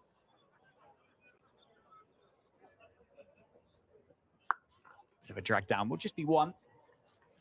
Over to Justin Broads. The scores are level, which is greeted by a gentle round of applause from those supporters in the ground. They're not actually level, are they? Well, no, sorry, they're not, but they kind of are in the unique way that Duckworth Lewis and That's Stern cricket works. for you. Yeah, explain that one. I don't think there's enough time left in the day. Northampton 3 ahead of Worcestershire and still need 1 to win. Field comes in as you'd expect. Final ball of the over for Sikander Raza and the spell. Justin Broad's looking around to see where he'd like to try and hit this, and that goes really, really round arm for Raza, and it disappears to the boundary rope. Justin Broad finishes it with 4. He finishes on 26, Zabe on 9, and the Steelbacks have beaten the Rapids by 6 wickets here in the Central and West Group in the 26 Vitality Blast. Cinch County grounds, they've been treated to some cricket in this first block of the Blast. 6 wins from 6, Mr. Viles. Extraordinary, to be honest, and every single game they have been worthy and deserving winners. I think that's the crucial point as well. They've not limped over the line. They have dominated proceedings, both home and away, and I suppose you could say it's a bit of a shame that there's now a couple of weeks away from this for Northamptonshire. When they have got the momentum, they are well above the rest in the Central and West Group. 6 wins out of 6 puts them on 24 points, which is double the likes of Worcestershire and Glamorgan at this stage in the chasing pack. So, honestly, there's not really much more we can say other than that it has been thoroughly professional tonight. Love the way in which they went about the power play in particular. Immediately put the Worcestershire bowlers on the back foot, and, well, I think they are a force to be reckoned with in this tournament. Certainly are, Rowie. What have you got to add? Yeah, they can win games in different ways, can't they? And yes, Chris Lynn is Linsanity, as he's become known, is box office and gets the headlines. But there's a lot of good players in this team who can win games. David Willey there, 47 off, not very many, Justin Broad, etc. And I thought McSweeney played very well as well, with a good strike rate as well. So they can hurt you with the bat in different ways. And I think largely they've got bowling covered. The last 2 games combined, George Scrimshaw's only bowled 1 over. That's a slight concern, and it's a little bit about conditions and so on. So he needs to get back into his best because he's a wicket taker through the middle overs. But, I mean, 6 out of 6, that doesn't happen very often, does it? And it's, as you said, Aaron, quite rightly, it's not just it's 6 out of 6. It's they've won home and away, and they've won chasing and setting. So a fantastic start to the campaign, back into the Champo. And they're going pretty well in that as well. They are, yeah. Well, I'll throw straight back to you. I mean, Aaron, you mentioned about the break and the change in format. From a coaching perspective, difficult, awkward, easy? How would you describe that and explain it to those watching? I think it used to be more so, but it's now so much a part of what they do. Some different players as well. You know, Chris Lynn won't play in the red ball. David Willey won't play in the red ball. So we'll see who comes into the side. A couple of injuries around the squad as well. But what does transfer is confidence, weirdly. Even though it's going to be a different 11, not completely different, but a slightly different 11 that go out in the championship game. The confidence that the whole club will have and the squad will have from the nature of these performances will take them into the red ball as well. So every reason to be positive at the minute. And the guys, they're enjoying their cricket. They're enjoying each other's success. We mentioned David as a captain. You know, he's done extremely well in some challenging times. And I think him now working alongside Darren Lehman, I think that's the sweet spot. Those two working together. They've seen everything. They've done everything. And they're leading the group very well. Very strong and experienced partnership in world cricket. And then, Aaron, it will be you and I returning to Steelbacks TV this weekend for Gloucestershire. We will indeed. Yeah, looking forward to it. I mean, as Rory's just mentioned there, it's not just the Blast, is it? The championship campaign has gone really well. Northamptonshire are well placed in that competition. And, well, fingers crossed they can maintain this momentum heading into this next round. Absolutely right. Well, chaps, Phil, Aaron, thank you for your time and your company this evening. Thoroughly enjoyed it. All of you at home, you're still watching, thank you. We hope you enjoyed the coverage here on Steelbacks TV at the Cinch County Ground, powered by Daffabet. And as we mentioned, Aaron and I will see you again at 11 a.m. on Friday morning when Red Bull Cricket returns. Checking in with